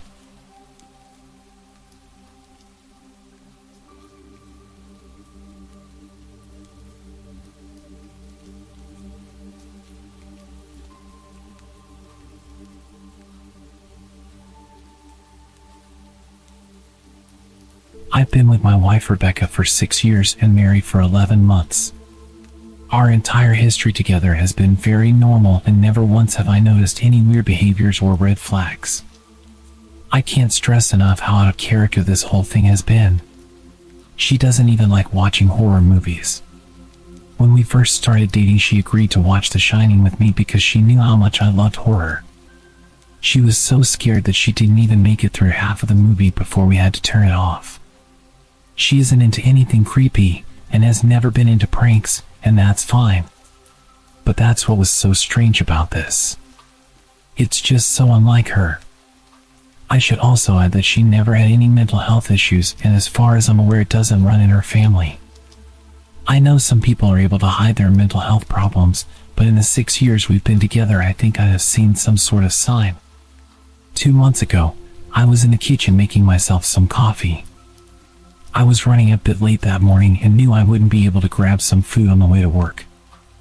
I took a sip of my coffee as I hurried down the hall towards the front door, when I happened to notice Rebecca peeking at me from around the corner ahead of me. I could only see her eyes, and a strand of her long dark hair hanging against the wall. The rest of her body was concealed behind the corner. I nearly spilled my coffee when I saw her. "What the hell, Rebecca?" I said, wiping a few drops of coffee from my pants. "You scared the hell out of me." She immediately popped out of view like a little kid that had been caught. I heard her scurry off towards the living room, and by the time I got to the front door, she was out of sight. It was really weird, and just totally out of character for her, like I said. But I also found it kind of funny that she was being more playful and a little less serious. I shouted that I loved her and called her crazy. As I shut the door behind me, I heard her laughing. Her behavior was a bit odd, but it certainly wasn't something to call a priest over. I forgot about it by lunch, and by the time I got home, she was her usual self. I didn't bring it up, and life went on. The next incident happened 3 days later. It was around 2 a.m. and I had woken up to get a drink.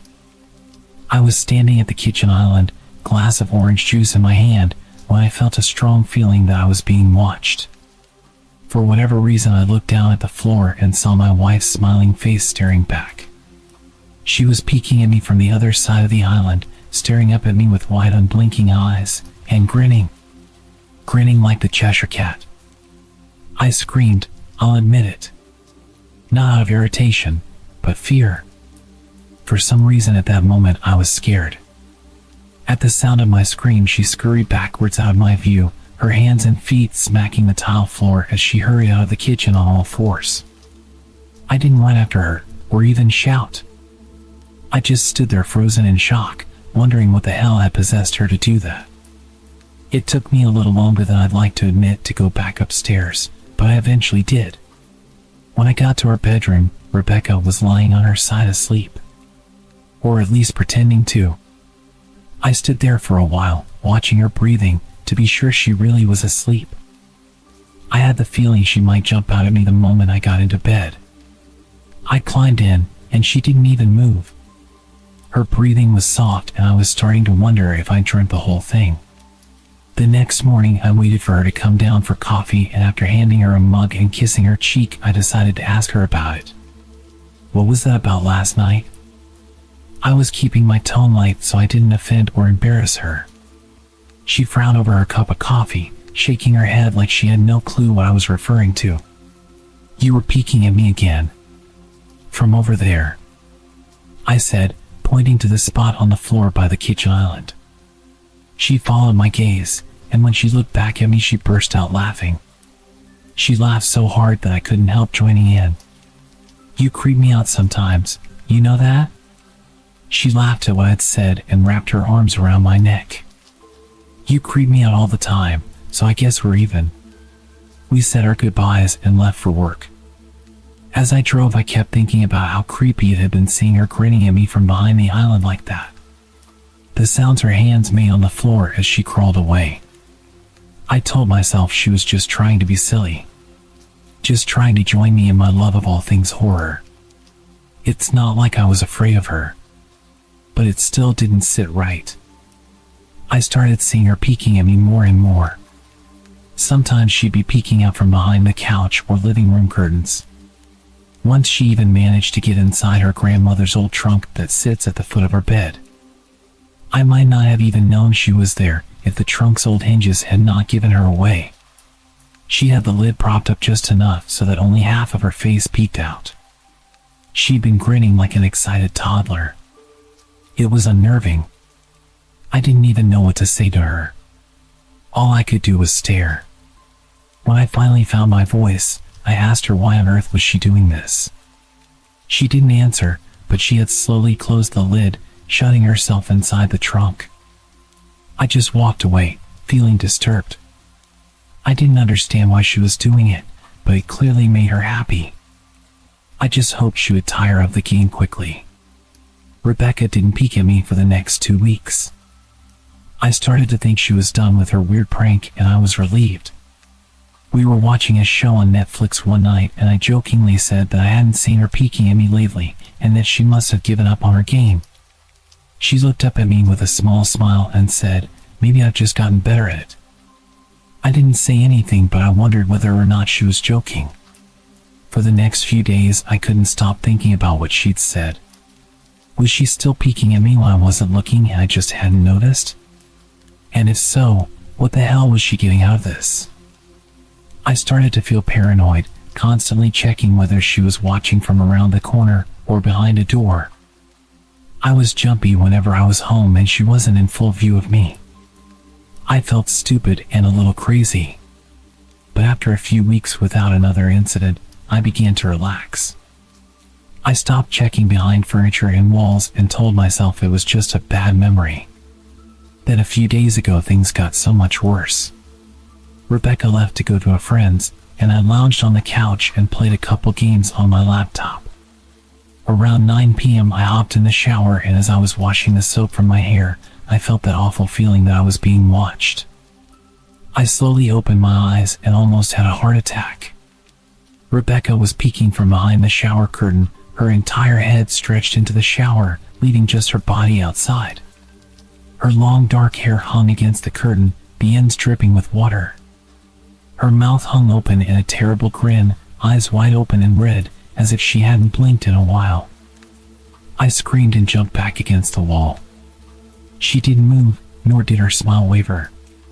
Her makeup ran down her cheeks in 2 black streaks. She looked giddy and completely deranged. I was terrified. We stood like that for a few moments, neither of us saying a word. Finally, after what felt like forever, she slowly pulled her head back out of the shower, and I watched her blurry figure through the curtain as she moved backwards towards the bathroom door. A second later, the bathroom door slammed shut, hard enough to rattle the mirror. I screamed again and jumped out of the shower to lock the door. I stayed inside the bathroom for over an hour.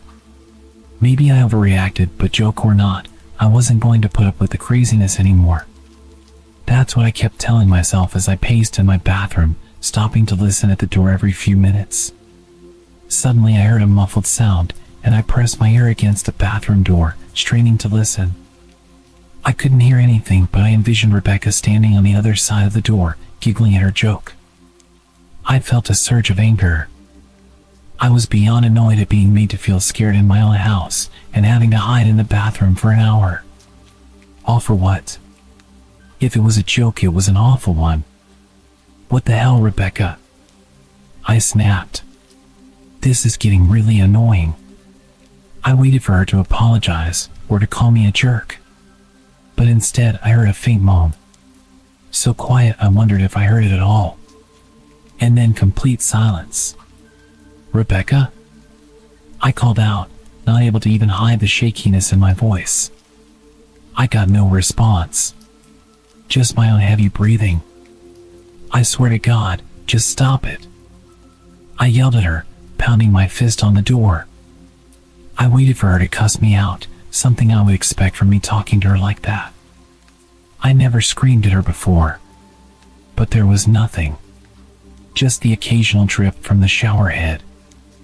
I won't deny that I was scared. Too afraid to open the damn door and face my own wife. I waited another 30 minutes or so, which feels like a lifetime when you're scared. Finally, I decided I wasn't going to spend the night hiding in my bathroom, so I got down on my knees and peered under the door. I almost expected to see her face peeking back at me, but thankfully she was gone. I could see straight down the hallway to the top of the stairs, but no Rebecca. I didn't know if I should be happy about that or not. I looked for a few minutes, waiting to see her head pop up over the top step, but it never came. I stood up, my hand hovering over the door, and prepared myself to open it. I slowly turned the lock with shaky fingers and was about to yank it open when I heard a sound that still makes me feel nauseous when I think about it. A moan. Louder than before. But this time I was able to tell just where it was coming from. I turned my head to the closet door as if in slow motion and locked eyes with my wife, who was peeking out at me from the slight gap. Her eyes were still wide as ever, and her mouth was hanging open in the most grotesque gaping smile. I didn't even scream. I was too scared for even that. Her hands were clasped to her chest, body trembling with sheer delight, as if she could barely contain her excitement.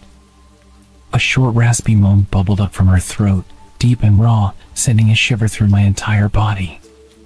Somehow I found the ability to pull the bathroom door open and ran as fast as I could all the way down the steps, snagging my keys and phone from the table in the living room before running outside to my car. I could hear her shrill laughter behind me, but I didn't hear her getting closer. I didn't bother shutting the front door. I drove away from the house faster than I legally should have, shivering the entire time, either from fear or the cold. Maybe a little of both.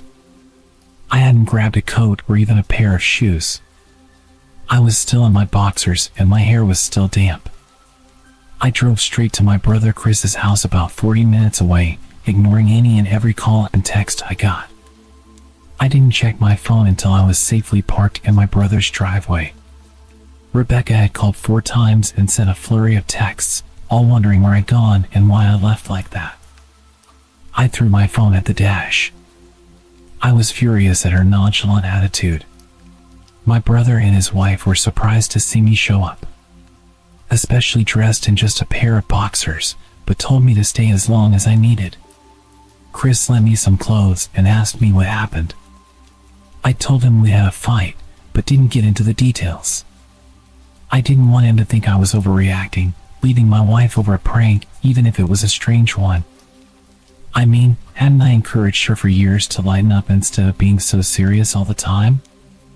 I had wanted her to relax and loosen up, but this was definitely not what I had in mind.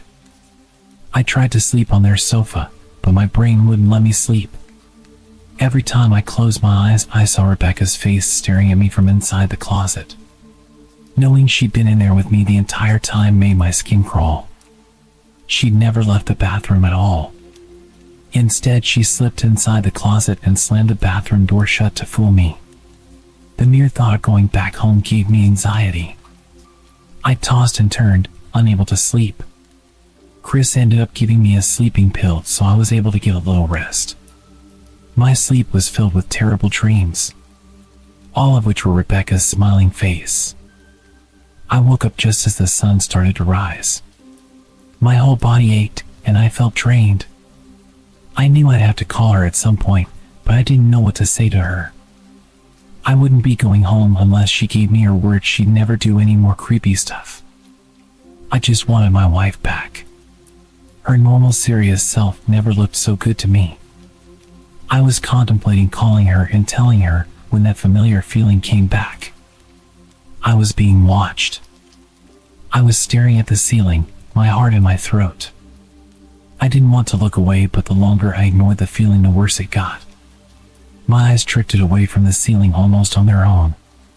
Her face was pressed up against the window beside the couch, staring down at me with that same gaping smile. Drool dribbled down her lips, leading 2 long streaks down the glass. I didn't know how long she'd been there, but something told me she'd been there quite a while, possibly all night. I didn't bother screaming, though I was afraid anger trumped any fear I felt at that moment. I jumped up from the couch and pounded my palm against the glass. Rebecca, are you crazy? What the hell is wrong with you? Just go home. Now. She didn't move, and her ghastly expression never changed. If anything, her smile only grew, as if she had never been more elated. I could hear Chris and his wife moving around upstairs. As if Rebecca could hear them from her place outside, her head twitched slightly in their direction, and she began to close her mouth slowly. Chris called my name from upstairs, obviously concerned. I turned around to see him running down the stairs. When I turned back to the window, Rebecca had disappeared.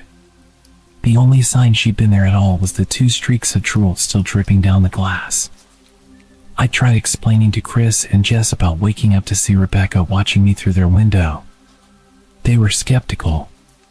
We went outside to the spot in front of the window, but there were no footprints in the dirt, just a slight indent. Animal probably, Chris guessed, and I didn't argue. He and Jess assumed I dreamt the entire episode, but they didn't understand, and I was too tired to explain it to them. I called out of work that day and turned my phone off. I didn't want to face Rebecca. Just talking to her was too much for me at that point. I really started to believe something was irreversibly wrong with her. That no matter what promises she made, we'd never be the same again. The thought saddened me to my core. I cried most of the morning. By noon, I figured I was ready to confront her. Give her one last chance to explain herself. I could at least give her that after 6 years, I told myself. I turned my phone on and saw the dozens of texts she'd sent, all from a seemingly concerned wife. Can we talk? I love you. Please call me. I'm really worried. Can you answer? Just come home. And more of the same. All texts telling me she loved me and she wanted me home. How worried she was. Not a damn one addressing the crazy crap she pulled. Like she hadn't been acting like a character from a Stephen King book. Even her texts were different. She normally texted novels just to tell me to pick up a loaf of bread. You'd think she'd have more to say to me after her bizarre shenanigans. I know it probably seems childish to some of you who are miles away from this situation. But if you saw the way Rebecca had looked at me, how she scampered away on all fours like some wild animal, grinning at me from inside the closet like a lunatic, then I think you'd find my reaction was warranted. I ended up staying with them for another night. I didn't wake up yesterday until afternoon, and thankfully I didn't see Rebecca's face watching me through the window. I don't want to pry, because it's not my place. But is this fight something that can be mended? Jess was asking me about the situation. She made us both a sandwich for lunch, and I knew she wanted to breach the subject without seeming to be nosy. I don't know, she's like a different person. I chose my words carefully. I still wasn't ready for her or my brother to know the full extent of the craziness I had been dealing with. People change, but she's still the same woman you married. Maybe you both just need to talk through your issues. Whatever's going on, I'm sure it can be fixed. I think it's beyond that now. I don't think talking would help. I just don't trust her. The words stung in my heart. I missed and loved my wife. But how could I live with someone like that? Living in constant fear didn't sound too appealing. Rebecca loves you. She has to be absolutely crushed. I don't know about that. Well, she certainly seemed like it. I've never seen her so upset. It took a full minute for me to realize what she just said. And when I did, I felt dread rush over my body. Wait, what do you mean? You saw her? You saw Rebecca? I asked with my mouth suddenly feeling very dry. Jess nodded casually as if that fact was a nightmare fuel. Maybe for her it wasn't, but for me it was. She stopped by this morning just after Chris left for work. I didn't see her car though. Maybe she took an Uber or something. What did she say? Did she come inside? Sweat started to break out on my forehead. I began looking around, examining corners as though a predator lurked behind them. No, she just asked if you were awake yet, and I said that you weren't.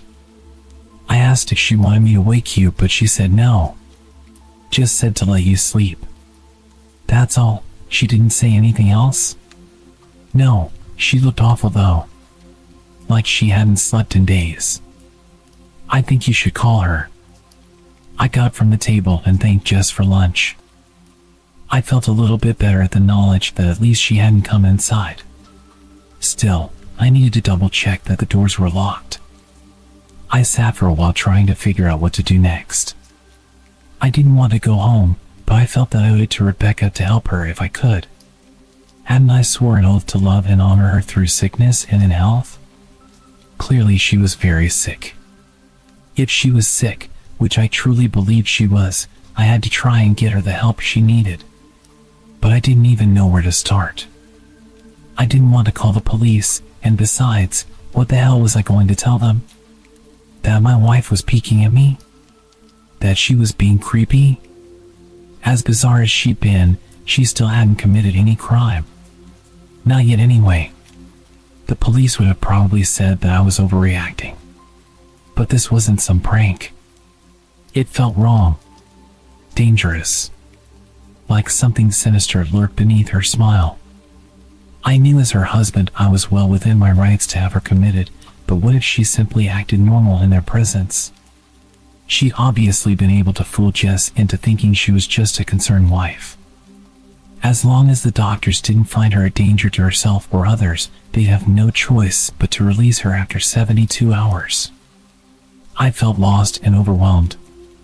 So I did what any husband in my position would do. I called her mother. I didn't want to, believe me. We were never on the best of terms. We never fought or anything like that. She just wasn't a very warm person and wasn't very easy to get along with. She hardly ever smiled, and when she did, only her lips would move into a thin-lipped smile, leaving her eyes as blank as before.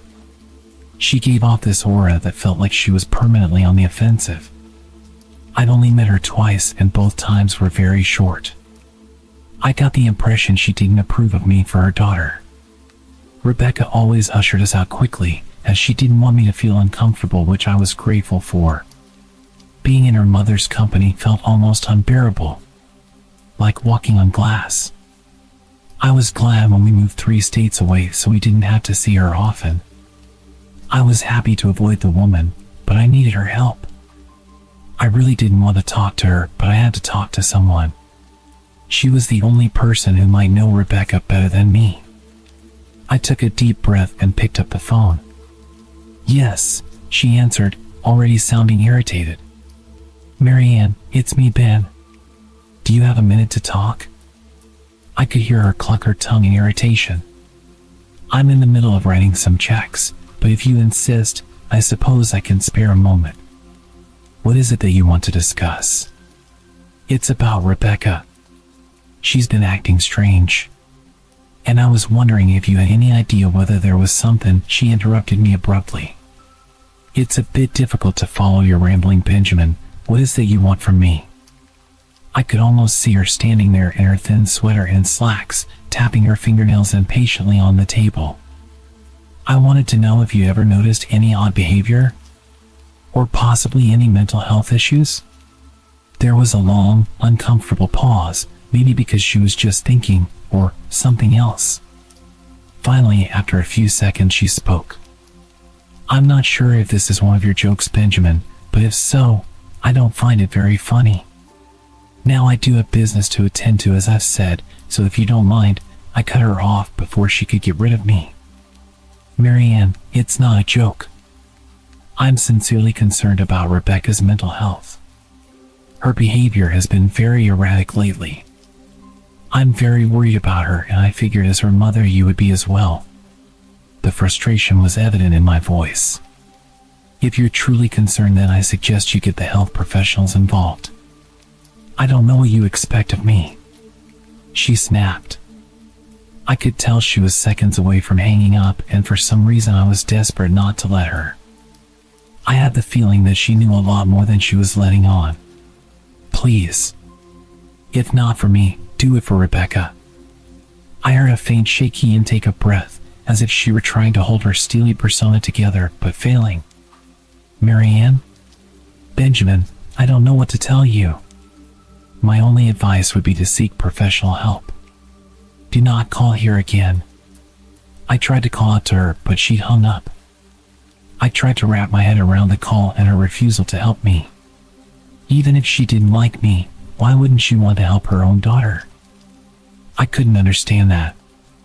I tried to replay the conversation, desperate to find something I missed.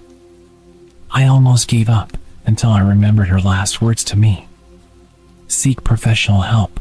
She'd said those words with a bit of urgency. I could have just been grasping at straws, but no, I was sure her voice had changed ever so slightly when she'd said that. As if those words were very important. What had she meant? I assumed she'd been referring to medical professionals, but maybe she was referring to someone else. Someone that for some reason, she didn't feel comfortable saying directly. Or maybe I was just desperate. I waited for Chris to get home, and after a very long and exhausting conversation, I convinced them that Rebecca truly needed psychiatric help. I didn't tell them everything. I wasn't prepared to go into it yet, but I told them about our last encounter. How she'd hidden in the bathroom, peeking at me from the closet. They were obviously shocked, but thankfully they believed me. They too just wanted to help her. Still, they didn't think it was all that serious. Weird, maybe, but not dangerous. They just kept saying that Rebecca had to be playing some kind of weird joke. Maybe for YouTube? Jess offered, if only half-heartedly. Chris didn't think we should involve the police just yet. He offered instead to go with me, and I readily accepted. He reasoned that calmly talking to her, trying to coax her into going willingly, was the best recourse. I agreed to do it his way. At least I wouldn't be going into that house alone. We drove over this morning, just after breakfast. There was no way I was going at night. When we pulled into the driveway, my stomach began doing somersaults. Her car wasn't there, but I still didn't let my guard down. The front door was ajar, and for a split second I thought we'd see her eyes staring through the gap. I was shaking and starting to sweat. Chris, however, was fine. He waited for me to open the door, his hands in his pockets like he was going on a stroll through the park. I envied his ignorance. I pushed the door open and was immediately hit with the stench of rot. Chris smelled it too, and he walked in the house behind me with his nose scrunched up. My eyes were looking around for any signs of Rebecca. The house was deadly quiet and dark, despite being late in the morning. All the curtains were closed up tight, refusing to allow any sunlight inside. If I hadn't left just 2 days ago, I'd have thought the house to be abandoned. We moved through each room, carefully checking any place that she might hide, occasionally calling her name. "Why the hell are you looking under the couch? Aren't we looking for your wife?" He was looking at me like I was a moron. "Let's just go upstairs." He shook his head but followed me up the stairs to check the bathroom and spare bedroom. On the way up, my shoes crunched over pieces of glass that looked to be littered over a few of the steps. I noticed that one of her wedding portraits that hung on the wall along the staircase had been smashed. The frame hung crookedly, all the glass was removed. I stared at the picture, a lump forming in my throat. We had taken the photo just after leaving the church. She looked so beautiful in her white gown. I looked at her beautiful face. I never dreamed her face would ever be a source of terror for me. We climbed the rest of the steps and checked the spare bedroom, but it looked completely untouched.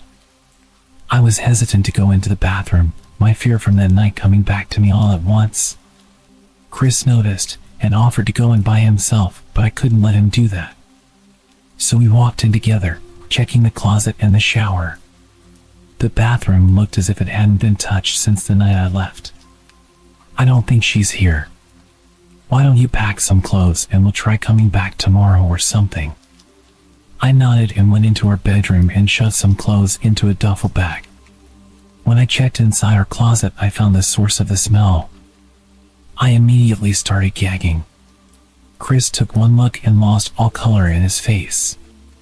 He had to go stand by the stairs to get away from the sight and smell. I gazed down in shock at what lay inside my bedroom closet.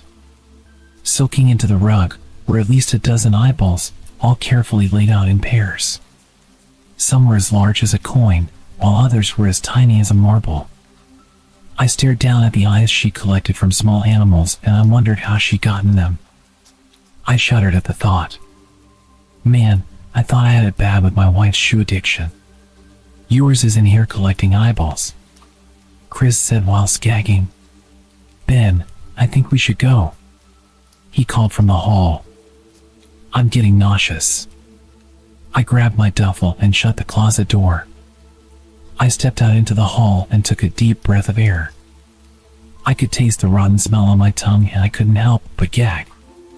Who the hell lines up eyeballs in their closet like that? I tried to tell you she needed help. She doesn't need help, Ben. She needs an exorcist. You coming or what? I can't stand the smell anymore. His words died in his throat, and his eyes grew wide with fear. I didn't ask him why. I could feel it. Someone was watching me, and I didn't think it was the eyes in the closet. I turned around, my eyes slowly scanning the bedroom. "Christ," I whispered, as I finally saw what we'd missed. Under the bed, curled on her side, watching us with the excitement of a kid on Christmas morning, was my wife. She held her hands together just under her chin, and they were shaking eagerly. Now that she knew she'd been found, I could hear the quiet noises she was making. A sort of hiccuping sound in her throat, as if the excitement was just too much for her. It was unnerving to say the least. Wide eyes, and that same huge smile. Everything in me told me to run, but I forced it away. This was my wife. No matter how twisted, she was still the woman I married. I had to help her. "Rebecca," I said softly. She didn't respond, but her head bobbed back and forth in two quick little movements as if she were nodding. "Baby, I just want to help, okay? Can you let me do that?" I had taken a single step forward, approaching her like some kind of dangerous animal. "I love you, Rebecca," I said softly, taking another step closer. She let a tiny moan escape her wide-open mouth, and I had to resist the urge to run. Her shoulders were starting to quiver, and her eyes grew as large as saucers. I crouched down so I could see her better, and immediately saw the blood. Her hands were covered in it. They trembled more the closer I got, as if she was barely able to contain herself. "Rebecca, are you hurt? You're bleeding." She bobbed her head again, her bloody fingers moving up and down as if playing an invisible piano. They occasionally grazed her chin, leaving smears of blood on her skin. I wanted to recoil in disgust. The smell that was coming off of her was revolting. I could feel the vomit trying to climb up my throat. Her lips were dry and stretched thin, blood seeping between the cracks. I knew she wouldn't come out on her own, but I didn't want to leave her in the state she was in. I scooted closer and reached out to her. The excited hiccuping sounds got louder and her hands shook, fingers flexing. It was then that I could see the blood oozing from in between her fingers.